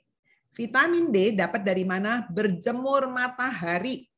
Keluar ruangan. Jangan hanya main Google, main gadget saja di dalam rumah. Waktu terbaik berjemur adalah jam 9 sampai 10 pagi. Kira-kira 5 sampai 15 menit Anda lakukan tiap hari. Jadi pada saat nanti Anda sudah mulai full tatap muka, jam istirahat keluar, jangan nangkring di kelas, ya. Supaya apa? Anda berjemur, Anda kena matahari, tidak akan hitam, nggak usah khawatir. Nanti pulang jemur, Anda cuci muka Anda pakai sabun yang sudah dikenalkan tadi, ya. Jadi supaya mukanya menjadi bersih kembali. Jadi ingat, jangan ngumpet di dalam kelas. Kalau perlu nanti kalau Bapak Ibu guru lagi ronde, ya lagi dinas atau apa, Anda lihat anak-anak, jangan dibiarkan mereka di dalam kelas. Suruh keluar, kenakan matahari. Vitamin D ini penting banget untuk imunitas anak-anak juga selain untuk tulang. Ini lagi masa pandemi, imunitas Anda harus dinaikkan, ya. Kemudian yang berikutnya, anak-anak juga makannya tadi saya minta, makan harus beragam, harus ada daging, ada kuning telur. Kenapa? Supaya tidak anemia. Kasus anemia di Indonesia sudah menjadi masalah dunia. Dan kasus ini kira-kira 23% pada remaja perempuan, 1/4-nya. Pada laki-laki 1/8-nya. Anemia ini sangat penting sekali karena dia akan menurunkan imunitas Anda. Anak-anak ingat ya, ini lagi masa pandemi ya, pandemi belum selesai. So anak-anak harus perkuat imunitas Anda. Jadi makan yang beragam, jangan lupa berjemur matahari. Juga dia akan mengganggu konsentrasi Anda. Jadi kalau punya teman yang kerjanya tiduran mulu tuh ya di kelas, coba jangan-jangan dia anemia, suruh makan dagingnya yang lebih banyak, minum susu, makan kuning telur, itu bagus sekali ya. Lalu yang berikutnya ini dia, olahraga. Olahraga masa remaja itu sangat dianjurkan pada beban tulang panjang supaya anak-anak bisa tinggi. Kemudian lamanya cukup 30 sampai 60 menit selama 3 sampai 4 kali seminggu dengan intensitas sedang sampai berat, disesuaikan kondisi kesehatan. Jadi biasanya ini anak-anak itu hanya olahraga di sekolah. Kalau saya tanya olahraga, nggak olahraga dong dok. Kapan? Di sekolah. Lah di sekolah kadang-kadang kalau dia nggak main, dia cuma duduk main gadget, nggak olahraga. Kalau suruh olahraga di rumah, saya yakin 90% tidak pernah melakukan itu. Ya, jadi anak-anak sekarang wajib olahraga. Jadi mungkin nanti bisa diberikan ekskul olahraga. Saya ingat dulu anak saya itu SMP dan SMA-nya di Kanisius di Menteng ya, yang isinya pejantan semua. Itu anak sekolah pagi dari rumah jam 5, kemudian dia pulang ke rumah bisa jam 7 malam. Saya sampai nanya, kamu nggak mau bawa koper sekalian tinggal di Kapel? Saya sampai nanya begitu ya. Tahu dia jawab saya apa? Mami, saya tuh seneng loh tinggal di sekolah di CC, dia bilang saya. Kenapa? Ekskulnya Bapak Ibu ya dan anak-anak nggak berhenti. Jadi dia diwajibkan oleh Romo untuk 2 kali ekskul fisik, olahraga wajib 2 kali, di luar dari olahraga pelajaran sekolah, dan 2 kali ekskul yang non fisik. Jadi misalnya kayak anak saya ngambilnya kanimat. Jadi dia ambil Kanisius matematik kurikulum, kemudian kani biologi dia ambil juga, kemudian dia ngambil kanivoli ya. Jadi mereka pakai judulnya kani-kani gitu, saya nggak ngerti ya. Padahal kani itu kucing kalau saya nggak salah ya bahasa Latinnya. Jadi mereka menggunakan seperti itu. Nah itu yang membuat anak ini yang tadinya cuma sekuping saya sekarang udah di atas saya. Ya salah satunya ini karena masa pubertas itu dipakai untuk merangsang dia olahraga. Lalu anak-anak jangan lupa before and after olahraga Anda harus lakukan warming up and cooling down. Itu wajib Anda lakukan. Nah, ini kenapa saya tekankan. Anak-anak tahu nggak? Ternyata aktivitas manusia itu mengalami evolusi. Zaman dulu nenek moyang kita adalah seorang apa ini ya? Mereka nomaden ini. Mereka itu berburu profesinya. Kemudian mereka mulai menemukan tambang. Jadi mereka mulai lakukan penambangan, batu bara, emas, dan kawan-kawannya. Lalu sekarang gaya hidupnya pindah ke profesinya kantoran. Anda lihat ya bentuk bodinya ya, mulai dari segini ini berotot nih ya, berotot, kemudian langsing berotot, begitu masuk sini ketutupan nama jas. Kemudian mulai dengan pola hidup modern, termasuk dietnya. Anda lihat ya perutnya mulai nongol, ya badannya mulai seperti ini, mulai pendek. Kenapa? Olahraganya hampir nggak ada. Dan Anda lihat kepalanya mulai botak. Kenapa? Nutrisinya tinggi lemak dan tinggi gula, tidak ada antioksidan. Dan sekarang ini yang dilakukan anak-anak di rumah, ya. Anda sibuk dengan barang-barang beginian dan pastinya Anda males bergerak, apalagi kalau sudah main dengan game-game dan kawan-kawannya. Tapi alasannya kalau ditegur kan lagi pandemi, nggak boleh keluar ya. Anak-anak alasannya banyak sekali. Dan Anda tahu efeknya Anda akan menjadi overnutrition. Nah, ini yang saya tidak inginkan dari anak-anak. Tapi kasus ini banyak sekali ya anak-anak. Jadi mulai sekarang anak-anak jangan lupa lakukan yang saya minta. Dietnya ingat separuh piring diisi sayur dan buah, 1/4 dengan karbohidrat, 1/4 dengan protein, lalu jangan lupa beraktivitas fisik. Lalu istirahat. Nah ini adalah kehidupan para remaja. Setiap hari nggak ada waktu. Ya, jadi setiap hari dia tidurnya malam-malam sekali dengan alasan PR-nya banyak, besok mau ujian belum kelar belajar dan sebagainya. Nanti giliran dia sekolah dia ketiduran di ranjang. Mungkin Bapak Ibu guru nggak lihat aja di rumah posisinya seperti ini, apalagi kalau dia matiin kamera seperti itu ya. Dan anak-anak tahu istirahat itu penting sekali ya. Terbaik itu mulai dari jam 9 malam. Kenapa saya minta jam 9? The lead time-nya adalah jam 10. Karena setelah jam 10, tubuh Anda melakukan proses detoksifikasi. Detox itu adalah proses pembuangan racun, di mana tubuh Anda endogen antioksidan akan dilepaskan. Dan dia bekerja sampai kira-kira jam 4 atau jam 5 pagi. So, kalau anak-anak tidurnya jam 2 pagi, jam 4 atau jam 5, tubuh kita akan berhenti antioksidannya. Jadi pembersihan proses detox hanya berlangsung 3 jam. Kalau Anda tidur jam 9, proses detox bisa berlangsung 6 jam dalam sehari. Nah kalau rumah dibersihin 3 jam sama bersihin 6 jam, lebih keren yang mana? Ya, pastinya kalau dibersihin lebih lama dong, rumahnya kinclong. Makanya tidurnya jangan malam-malam. Dan Anda jangan berpikir, dokter, kalau saya tidur malam badan saya kan katabolik, jadi saya lebih cepat kurus. Penelitian di Amerika sudah buktikan, makin malam Anda tidur, makin gembrotlah Anda. Ya, jadi kalau tidur harus lebih awal. Jadi Anda jangan pikir makin begadang makin kurus. Itu sudah ada bukti penelitiannya. Nanti saya bisa share ke Anda jurnalnya. Anda silakan baca bahwa orang yang tidur malam badannya makin gendut, ya. Jadi mulai sekarang tidurnya pagian. Lalu jangan lupa lakukan perilaku hidup sehat, no smoking ya. Jangan pakai obat. Obat itu tidak menjanjikan apa-apa buat Anda. Jangan stres. Nah, ini kalau Anda menggunakan komputer selama masa pandemi, ingat rumus 20-20. Artinya, setiap 20 menit Anda buang mata Anda, lihat yang hijau ke depan, sejauh 20 kaki atau kira-kira 6 meter, dan Anda lakukan 20 detik. Jadi jangan Anda alasan dengan Pak Guru, kok Anda meleng? Kata Dokter Ida, kan harus membuang mata setiap 20 menit, tapi selama 20 menit juga. No, selama 20 detik. Jadi seperti dari tadi, ini kebetulan di depan ruang kerja saya ini adalah pohon ya, pohon depan rumah. Kemudian saya kalau habis ngomong dengan Anda, saya suka nyolong sebentar ya, kira-kira 20 detik, dan saya lihat pohon sebentar. Nah itu akan bagus sekali untuk refreshing mata Anda. Ya, saya kira cukup. Ini adalah pesan pulang saya untuk anak-anak. Anak-anak harus ingat ya, masa remaja nggak pernah berulang, cuma 1 kali. Dan ini adalah masa peralihan dari Anda anak kecil menjadi seorang wanita atau laki-laki dewasa yang utuh. Oleh karena itu, masa ini banyak sekali keunikannya. Tadi salah satu yang sudah saya sebutkan, sebetulnya masih banyak lagi yang lainnya. Dan kalau anak-anak ada masalah, anak-anak ada yang tidak dimengerti atau anak-anak ragu, jangan cari Mbah Google. Anda boleh mencari orang yang Anda percaya, lakukan komunikasi, tanya. Nggak ada orang yang marahin Anda, nggak ada. Kita semua paham apa itu yang namanya masa remaja. Ya. Anda ngomong, cari orang yang Anda percaya. Biasa di sekolah ada yang namanya BP, ya, bimbingan konseling dan sebagainya. Anda bisa ngomongkan ya dengan gurunya. Terutama saya sangat tekankan anak-anak supaya Anda bisa mencapai masa remaja Anda dengan maksimal.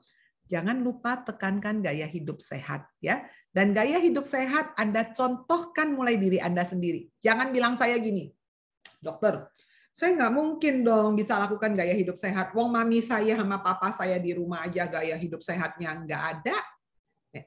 Anak-anak, jangan melihat yang negatif.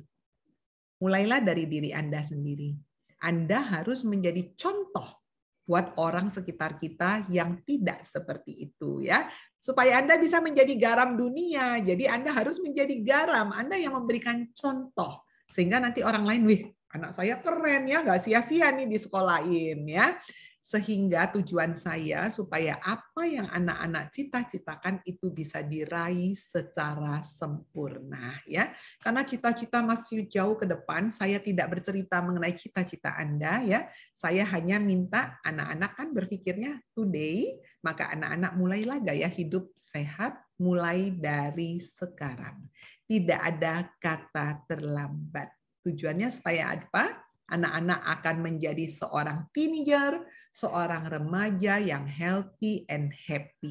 Jangan menjadi remaja yang manyun, yang pikirannya ruwet dan banyak sekali. No, karena masa remaja cuma satu kali, tidak bisa diulang. Ya, saya kira cukup. Waktu dan layar saya kembalikan pada moderator. Ya, baik.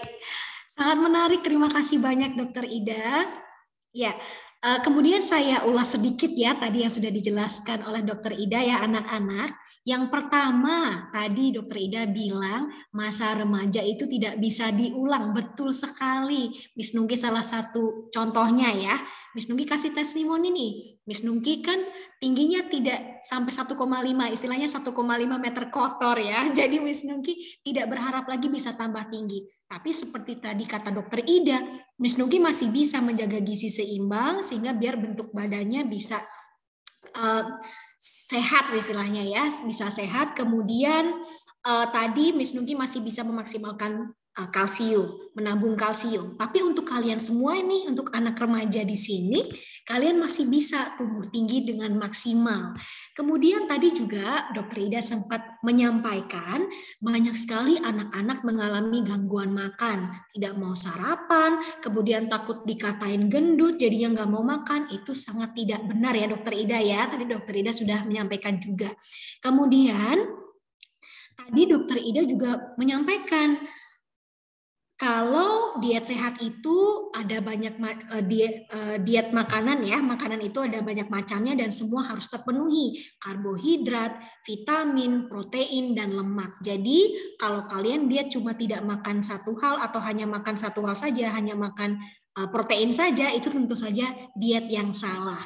Kemudian hal yang menarik yang Miss Nungki tadi dengar dari Dr. Ida, salah satu kalimat dari kakeknya Dr. Ida tadi, manusia tidak perlu cantik. Tapi yang penting adalah pintar dan cantik secara batin. Sangat mengena Dr. Ida.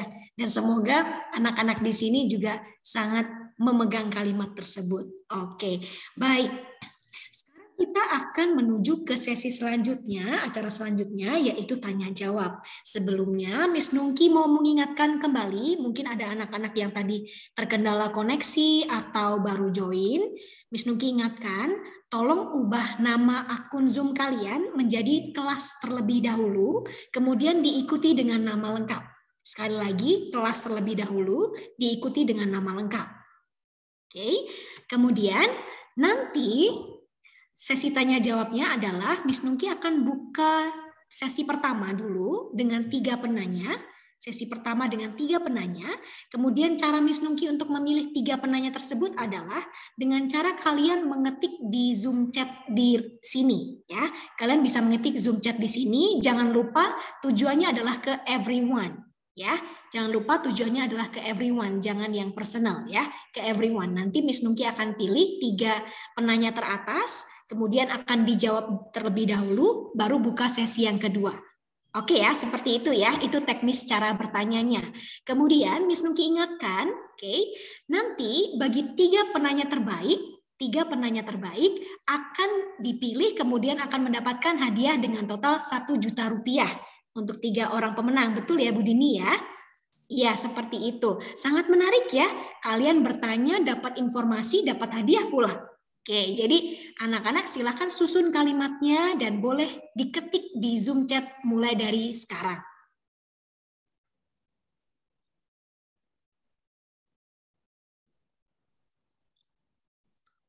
Silakan boleh langsung mengetik di Zoom chat. Nanti Miss Nungki akan lihat, kemudian Miss Nungki akan catat. Lalu kalian nanti bersiap-siap untuk kalian jangan lupa on cam ya. Nanti kalau Miss Nungki atau Dr. Ida mau tanya balik ke kalian, kalian sudah siap. Oke ya, sekali lagi saat ini anak-anak boleh langsung menanyakan pertanyaannya di Zoom chat. Silahkan. Tadi kalau tidak salah ada yang sudah excited ya, Miss mau nanya Miss. Terus Miss Nungki bilang sebentar ya, nanti ada sesi berikutnya.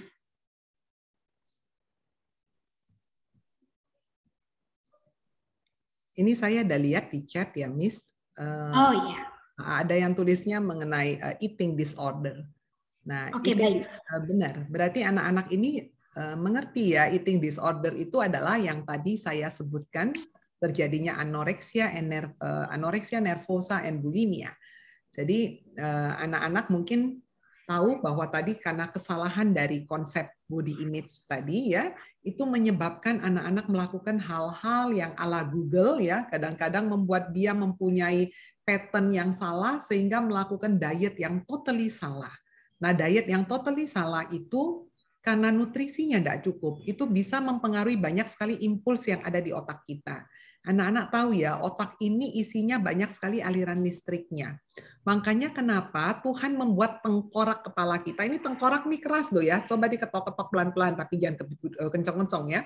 Anda berasa nggak kalau ini nih keras sekali? Dia terbuat dari tulang. Makanya disebutnya tulang tengkorak, ya, tempurung. Jadi betul-betul bentuknya kayak tempurung kelapa, bulat, tapi ini tulang sekali. Kalau kita dokter ingin membuka otak, ini kita harus bor otaknya. Kita punya alatnya dan kita punya gergajinya. Jadi nggak gampang anak-anak ya. Kenapa Tuhan membuat otak harus ditutup dengan tulang yang demikian keras? Karena otak ini adalah CPU-nya kita. Ya, jadi di sini ini banyak sekali aliran-aliran listrik. Sedikit aja ketowel, sedikit aja kegoncang, sedikit aja mengalami kekurangan ya, nutrisi, kekurangan segala macam zat, itu bisa mempengaruhi manusia secara keseluruhan. Jadi anak-anak jangan pikir oh nanti lumpuh, enggak juga. Moodnya anak-anak bisa berubah. Ya, nanti Anda bisa mempunyai pemikiran yang berbeda gitu ya, yang kita suka lihat kok dia moody sekali, kenapa kok dia seperti orang gangguan jiwa, kasus psikologik, psikotik, dan sebagainya. Salah satu ada di sini. Nah, dan ini dipengaruhi oleh makanan ternyata. Salah satu faktornya, tidak selalu, tapi salah satu faktornya makanan. Sehingga kalau anak-anak makannya tidak adekuat ala-ala Mbah Google tadi, maka dia akan mempengaruhi CPU Anda. Nah, CPU ini membuat anak-anak melakukan anoreksia nervosa atau bulimia. Namanya sudah ada nervosa. Artinya sudah ada kaitannya dengan nervousnya. Makanya itu dikonsulkan pada dokter psikiater. Biasanya anaknya dikasih obat penenang, dikasih obat-obat yang memperbaiki impuls dari otaknya supaya dia bisa berpikir kembali dengan baik. Jadi anak-anak ingat, jangan melakukan diet asal-asalan. Kalau anak-anak ingin berdiet, silahkan tanya ke saya. Ya, monggo DM aja, atau Anda boleh, kalau mau private chat ya mungkin sungkan ya Miss ya, mungkin ya. Saya nggak tahu karena anak-anak remaja ini, kalau Anda mau private chat, silahkan aja, Anda boleh private chat ke saya. Ya, monggo. Tidak dikenakan biaya konsul. Mungkin malu ya anak-anak ya. Oke, kalau nggak mau chat untuk everyone, untuk umum, boleh kok chat pribadi. Tadi Dokter Ida sudah mempersilahkan, yuk. Nanti kalau mau, dokter tolong disembunyikan ya nama saya, silahkan ketik aja bilang seperti itu. Yuk, jangan malu yuk, anak-anak yuk, tanya yuk. Anak-anak malu tanya ke saya, nanti DM saya penuh nih, Miss. Biasanya seperti itu, nggak nanya saya di sini, tapi nanti DM-nya full. Nah, ini apa ini? Ayo, ini nggak ada yang mau tanya ini. Ya. Ya. Ada yang buka mic tadi ya? Halo? Atau mau yang langsung ngomong? Mau? Oh ya, sudah dapat satu pertanyaan, dokter. Di routing aja. Ya. Ya, ya. Sudah dapat satu. Oke, baik. Wah, banyak, Miss. Bukan satu doang. Banyak. Ya, oke. Ada Failin, ada Fani. Oke, thank you. Satu lagi, ada yang mau menambahkan satu lagi sebelum sesi satu tanya jawabnya Miss Nungki tutup? Oke, berarti 2 dulu ya. Oke, baik. Kalau begitu, saya bacakan pertanyaan pertama ya, dokter ya. Nomor 1, itu dari Failin Tracy dari kelas 7G. Bagi orang-orang yang laktos intoleran, apa alternatif susu yang baik, dokter? Ya, baik. Jadi kalau Anda mengalami laktos intolerance, jangan bingung. 90% orang di Asia mengalami laktos intolerance. Laktos itu apa sih? Laktosa itu adalah gula pada susu. Jadi anak-anak suka berpikir, susu kan nggak ada gulanya ya dok, orang nggak manis, bukannya isinya lemak aja. Jadi yang namanya susu ada karbohidratnya. Nah, karbohidrat itu bentuknya macam-macam ya. Ada yang disakarida, polisakarida, monosakarida. Nah, bentuk yang monosakarida pada susu namanya laktosa. Nanti kita kenal ada glukosa, fruktosa, galaktosa, laktosa. Nah, pada susu namanya laktosa. Jadi kita kenalnya sebagai gula susu. Dan untuk memecahkan laktosa ini dibutuhkan enzim, namanya laktase. Jadi laktosa ini terdiri dari beberapa atom C, atom O ya. Anak SMP ini udah belajar kimia belum ya, Miss? Belum ya?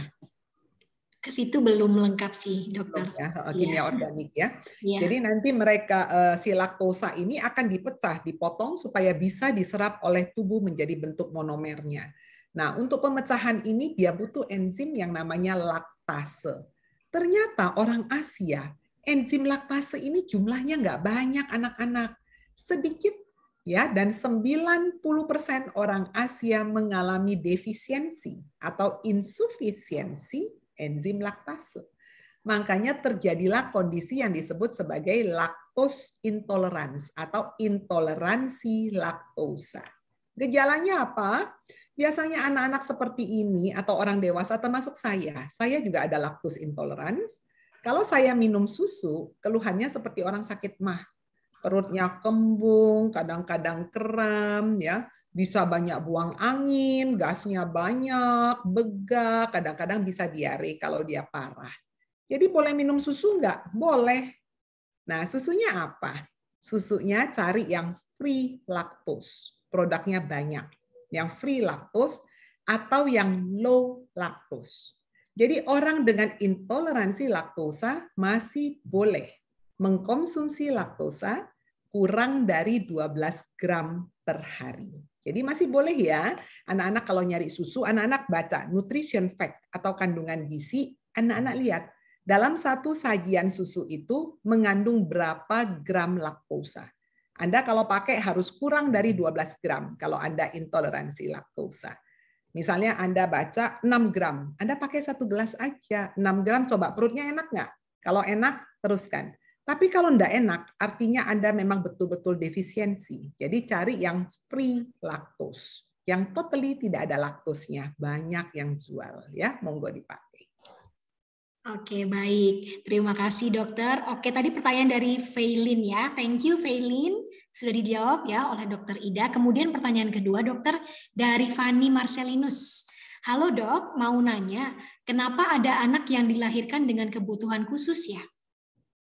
Nah, Fani, Nanti Fani sekolah dokter ya Fani ya. Jadi anak-anak supaya Anda bisa menjawab rasa ingin tahu. Jadi anak kebutuhan khusus sekarang yang banyak adalah anak dengan ADHD ya, atau anak dengan autism ya. Jadi ADHD itu adalah attention deficit hyperactive disorder. Jadi anak-anak atau anak autism itu anak kebutuhan khusus. Faktor apa yang menyebabkan terjadinya kondisi seperti itu? Sampai saat ini banyak sekali. Jadi kita nggak bisa bilang, oh karena ibunya kegemukan lagi hamil. Bukan. Faktornya multifaktorial. Salah satu faktornya diduga karena terjadinya kelainan genetik. Ya, jadi faktor itu macam-macam, mulai dari faktor genetik artinya bawaan dari lahir. Jadi yang namanya begitu terjadi pertemuan antara sel ovum dengan sperma, itu terjadi kolaborasi dari DNA. Ya, jadi DNA itu mungkin belajar juga ya, kalau bicara kedokteran itu rumit sekali ya. DNA itu dia mempunyai rantai double helix. Double helix artinya ada dua helix ya, dua helix, satu helix dapat dari ayah dan satu helix dari ibu. Kalau menurut teori untuk terjadinya ADHD maupun autism, itu banyak sekali. Salah satunya karena adanya fragilitas pada rantai double helix tersebut. Itu salah satu. Faktor kedua, karena adanya proses autoimunisme. Ya, jadi begitu terbentuk anak itu, begitu sudah terjadi satu zigot, satu embrio, kemudian selnya bertambah, dan di situ terjadi proses autoimunisme. Sehingga sel ususnya pada waktu pembentukan menjadi jaraknya lebih bolong-bolong. Harusnya sel usus itu rapat, seperti baju yang rapat sekali. Tapi ternyata bajunya ini menjadi jaraknya itu harusnya rapat sekali, cuma boleh 0,00 mm. Ternyata dia jaraknya 1 cm. Ya. Jadi agak gede-gede, sehingga semua makanan yang dia makan, sebagian besar itu nembus melalui sel ususnya. Harusnya nggak boleh nembus.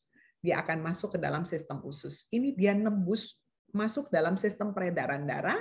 Begitu dia masuk sistem peredaran darah, dia menjadi satu impuls. Jadi satu connection yang akan memberikan signal pada otaknya, karena dia ikut aliran darah.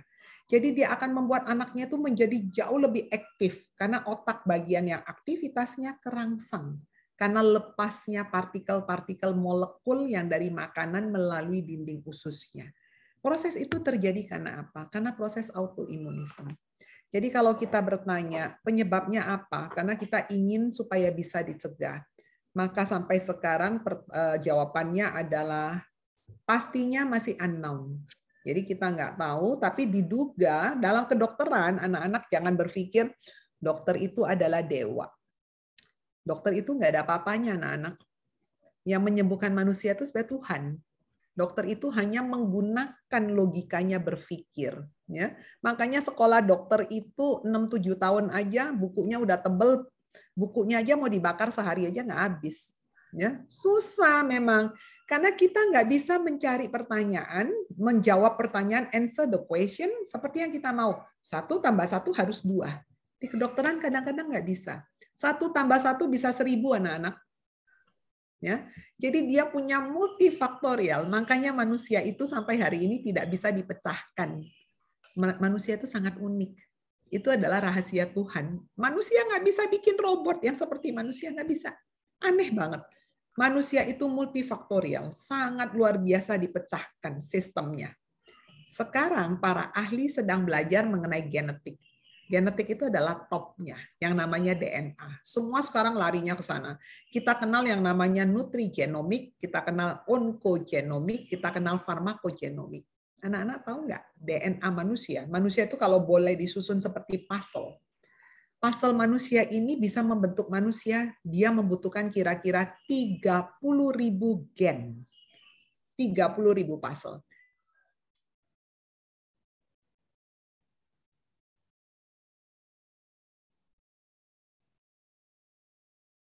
Cek, halo. Halo, Dokter Ida?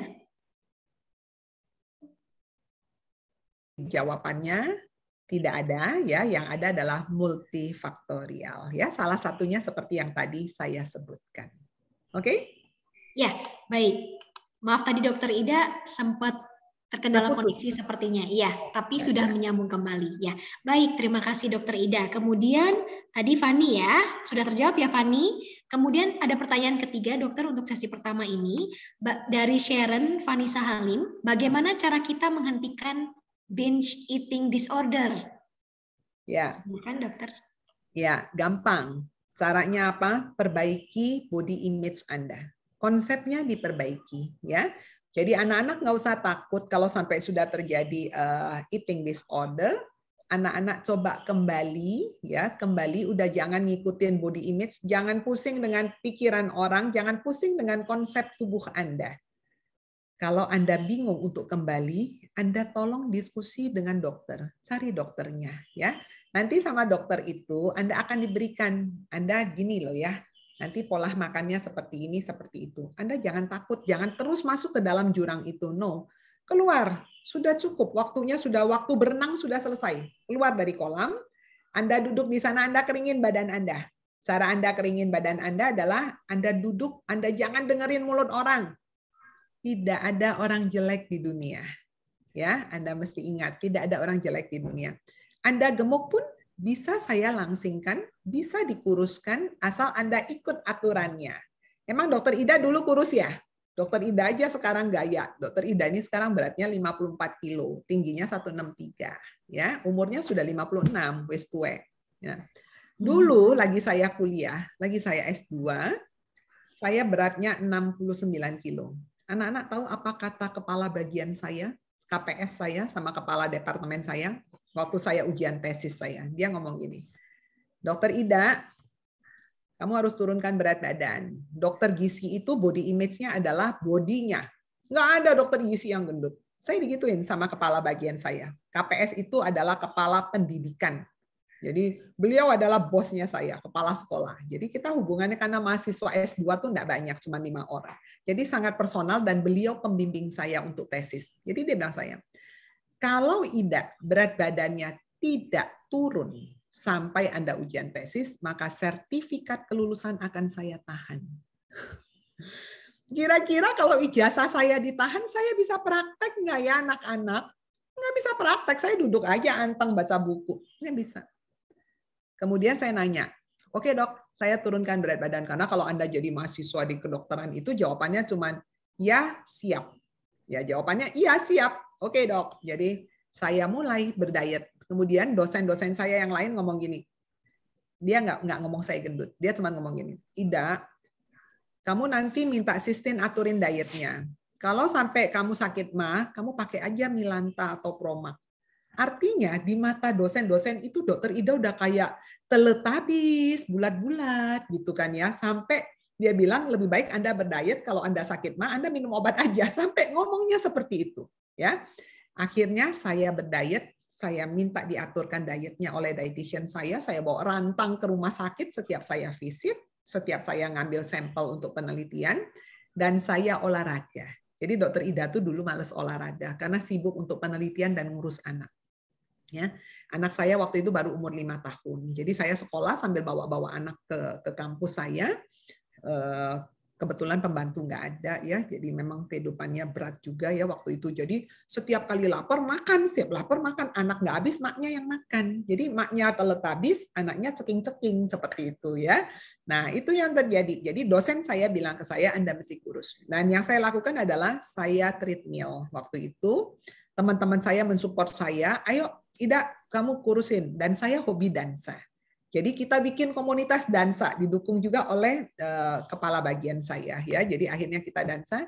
Pada waktu saya lulus, berat badan saya tinggal 60 kilo. Jadi bisa sebetulnya. Dan hari ini, karena Dokter Ida sering di TV, ya Anda tahu yang namanya televisi. Nah, itu selalu bilang, aduh dokter, kalau di TV berat badannya akan naik kira-kira 40%. Jadi kalau muka kita cabi-cabi, itu akan menjadi 40%. Ya. Jadi kalau Anda lihat artis di TV badannya langsing, Anda kalau lihat the real-nya, itu badannya kurus sekali. Ya. Jadi karena Dokter Ida sering sering di TV, hampir semua TV ini harusnya Dokter Ida syuting ini hari Kamis untuk acaranya TV One ya. Jadi mau nggak mau badannya harus kurus. Jadi yang Dokter Ida lakukan adalah diet. Saya makan sehari 5-6 kali. Jadi kayak tadi pagi saya sarapan, saya makan nasi goreng kecombrang, coba. Nah, anak ya. Kemudian jam 9 tadi saya snacking, saya makan buah apel. Kemudian nanti jam 12 saya udah pesan makanan ya, udah dimasakin gado-gado. Jadi itu semua diatur makanannya. Dan olahraga, anak-anak kalah sama Dokter Ida satu olahraga. Dokter Ida setiap hari itu jalan 10.000 langkah setiap hari. Jadi mulai dari jam 7 pagi. Nah, yang muda harus. Jadi Dokter Ida tuh bangun jam 6 pagi, kurang lah, jam 6 kurang 10, kemudian ada misa online pagi ya, di misa online Dokter Ida misa dulu. Selesai misa kira-kira jam 7 kurang 1/4 atau 7 kurang 10, kemudian langsung ganti baju olahraga and then jalan kaki. Nah, pagi ini tadi line dance. Jadi hobinya adalah jalan kaki, line dance, ballroom dance, suka sekali dansa ya sampai hari ini. Dan itulah yang membuat stamina-nya jadi oke. Jadi kalau ngajak Dokter Ida hiking, ayo aja, siapa takut. Nah, makanya anak-anak ingat ya, jangan khawatir. Anda tetap bisa keluar dari eating disorder. Mau menjadi kurus nggak perlu eating disorder, ngapain juga ya. Jadi Anda bisa keluar, perbaiki konsep body image Anda. Perbaiki aja, kemudian nanti Anda lakukan, kalau misalnya saya rasanya berat, Anda konsultasi ya, cari dokternya boleh psikiater atau ke dokter gizi. Ya, kalau dokter gizi Anda akan diaturkan dietnya, kalau ke psikiater Anda akan dibantu dengan tambahan obat, tapi biasanya psikiater akan konsul ke kami, ke dokter gizi. Jadi Anda bisa lakukan itu, dan olahraga ya anak-anak ya, supaya pikirannya nggak kemana-mana. Olahraga itu akan mengeluarkan tubuh Anda mengeluarkan endorfin. Endorfin itu adalah endogen morfin yang membuat Anda menjadi bahagia, menjadi fresh, menjadi wah paru-parunya ada 12 ya, seperti itu. Oke? Iya. Baik, terima kasih dokter. Oke, Sharon sudah terjawab ya. Kemudian dokter, sebelum masuk ke sesi kedua, kebetulan kita masih ada waktu. Karena penanyanya lebih dari 3, ternyata dokter tadi awalnya malu-malu, ternyata banyak yang nanya. Jadi nanti sesi kedua itu akan dibuka lagi 3 penanya. Jadi totalnya ada 6 penanya. Boleh minta tolong dokter untuk memilih 3 penanya terbaik, dokter nanti? Ya, boleh. Kalau Ya, saya sih maunya semuanya ya. Semuanya baik pertanyaan. Harus minta apa saya Ahmed ini semuanya ya. Semuanya baik tapi ada 3 terbaik begitu ya dokter ya. Baik, oke. Berarti kita memasuki sesi kedua ya. Pertanyaan dari Sylvia Florentina kelas 8H. Saya mau tanya dok, adik saya hanya bisa memakan makanan yang gluten free karena beliau memiliki alergi. Maka sangat sulit untuk menjaga pola makan yang seimbang. Apa saran dokter? Saran saya nggak ada yang sulit. Ya, gluten free itu banyak sekali. Nah, yang namanya pola seimbang kan karbohidrat. Anda tahu nggak gluten itu apa? Gluten itu adalah protein pada gandum. Orang Indonesia bukan pemakan gandum, orang Indonesia makan nasi. Nasi have no gluten. Jadi Anda boleh pakai nasi, ubi, singkong, jagung, kentang, nggak ada gluten itu. Itu dipakai aja. Jadi karbohidratnya sudah bisa dapat. Kemudian proteinnya, ingat ya, proteinnya Anda bisa pakai telur, bisa pakai ikan. Gluten hanya protein pada gandum.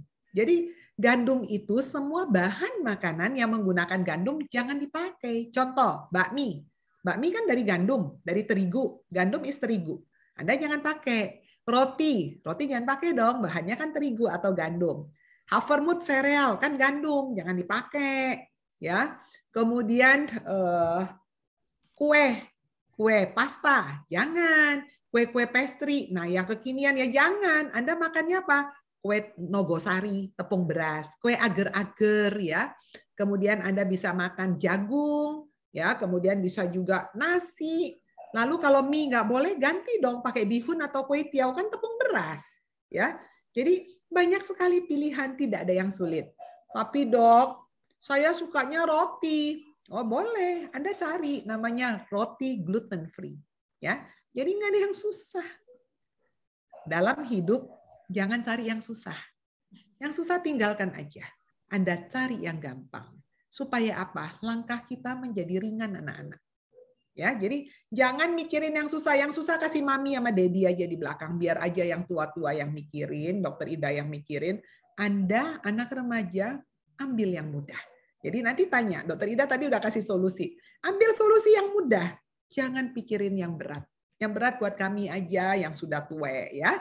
Oke anak-anak, supaya Anda bisa enjoy masa remaja Anda dengan baik ya. Ya, baik. Terima kasih. Kemudian 2 penanya terakhir, dokter. Kebetulan karena waktunya sudah hampir habis juga, saya bacakan 2 sekaligus ya, dokter. Karena ini kebetulan pertanyaannya juga singkat. Yang pertama dari 7 Rici. Halo dok, saya mau tanya disebut apakah penyakit karena kekurangan gizi? Kemudian pertanyaan dari Judith. Apakah kalau lagi menunggu sesuatu atau ketika saya bosan, saya makan snack? Apakah itu kebiasaan buruk, dok? Hanya itu saja, dokter. Silahkan. Baik. Penyakit kekurangan gizi namanya malnutrisi ya. Kalau Anda hitungnya dari segi jumlah misalnya. Tapi nanti kalau Anda sebutnya kekurangan gizi jenisnya apa? Kekurangan vitamin D, maka Anda sebutnya defisiensi vitamin D. Ya, jadi istilahnya kedokteran selalu menggunakan bahasa Latin. Defisiensi artinya kurang. Kalau insufisiensi itu perbatasan. Anak-anak tahu nggak batas lulus tuh 60. Misalnya, kalau kami di UI, untuk menjadi seorang dokter S2, Anda minimal ujian harus 75. Kalau Anda lulus 70, Anda nggak lulus itu. 75. Jadi, kalau Anda 75, Anda lulus. Kalau nilai Anda antara 60 sampai 75, itu dikenal sebagai insufisiensi, artinya kurang. Kalau Anda kurang dari 60, nilainya 0 sampai 59, maka Anda dikenal sebagai defisiensi. Defisiensi itu kekurangannya parah. Jadi kalau Anda nanya saya, apa penyakit kekurangan gizi? Kita sebut secara umum malnutrisi. Nah, malnutrisi itu nanti ada, kita sebutnya malnutrisi ekausa. Ekausa itu penyebabnya defisiensi protein, kalori dan protein. Atau defisiensi vitamin D, gitu-gitu ya. Nah, yang kedua, kalau saya lagi nganggur nunggu sesuatu, saya makan snack, kebiasaan buruk nggak dok? Nggak buruk juga sih. Yang penting snack yang Anda pilih harus snack yang sehat. Nah, snack yang sehat contohnya apa? Anda bisa pilih misalnya agar-agar ya atau puding. Anda bisa juga misalnya cincau hijau, itu antioksidannya tinggi karena dia kaya klorofil. Anda bisa pilih juga buah-buahan anak-anak. Tapi kalau Anda snackingnya minuman kekinian, kopi masa kini, kemudian segala gorengan, nah itu hal yang tidak dianjurkan, ya.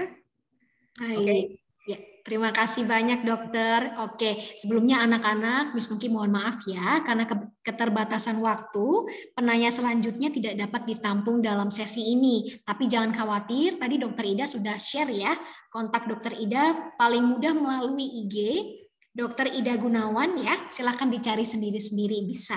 Oke, baik untuk 3 penanya terbaik, dokter, mungkin saya akan bantu ulas kembali dari awal tadi penanyanya siapa, kemudian nanya apa ya dokter. Pertama Failin, tadi menanyakan tentang laktos intoleran, kemudian Fanny menanyakan tentang kenapa ada anak yang dilahirkan dengan kebutuhan khusus, kemudian Sharon menanyakan tentang bagaimana cara menghentikan binge eating disorder. Kemudian Sylvia menanyakan tentang gluten.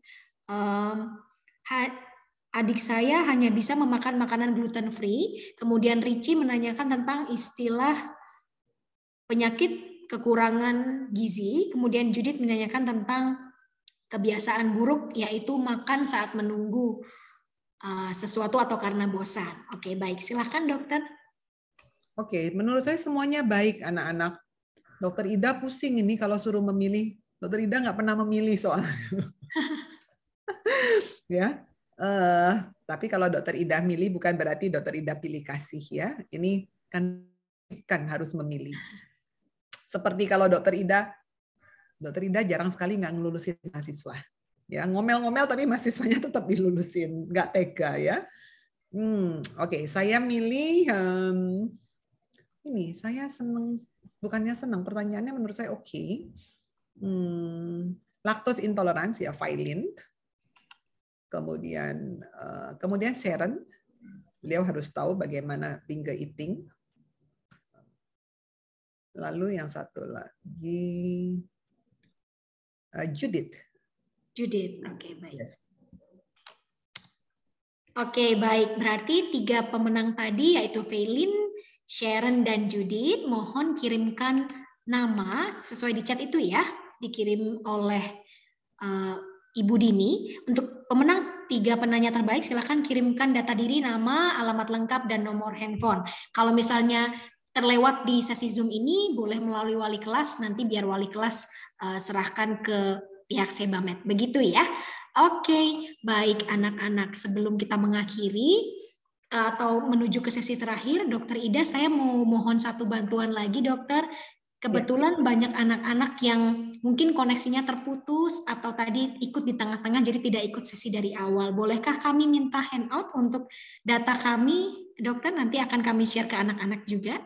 Ya, boleh. Nanti saya kasih PDF-nya. Baik, terima kasih banyak, Dokter. Alright.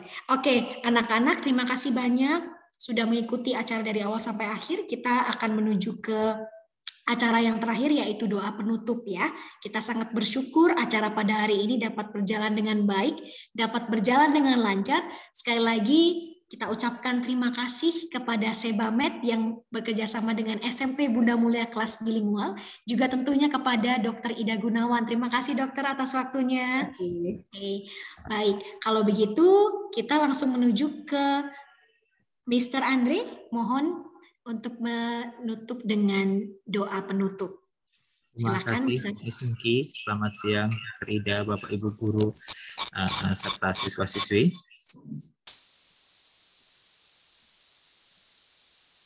Apakah suara saya terdengar dengan jelas?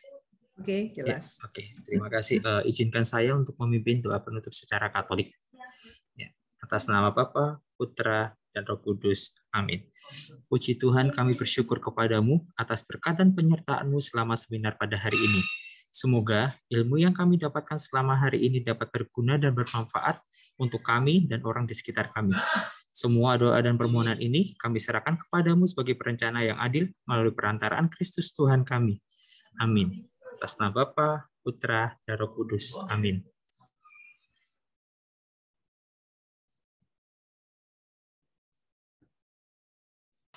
Ya, baik. Terima kasih Mr. Andre, terima kasih Bapak Ibu Guru semua, Miss Maria, Dr. Ida, Ibu Dina, terima kasih semuanya. Saya mohon maaf apabila ada kekurangan dalam saya membawakan acara pada siang hari ini. Sampai bertemu di acara selanjutnya, di kesempatan selanjutnya. Salam sehat untuk semuanya, Tuhan memberkati. Terima kasih. Terima kasih.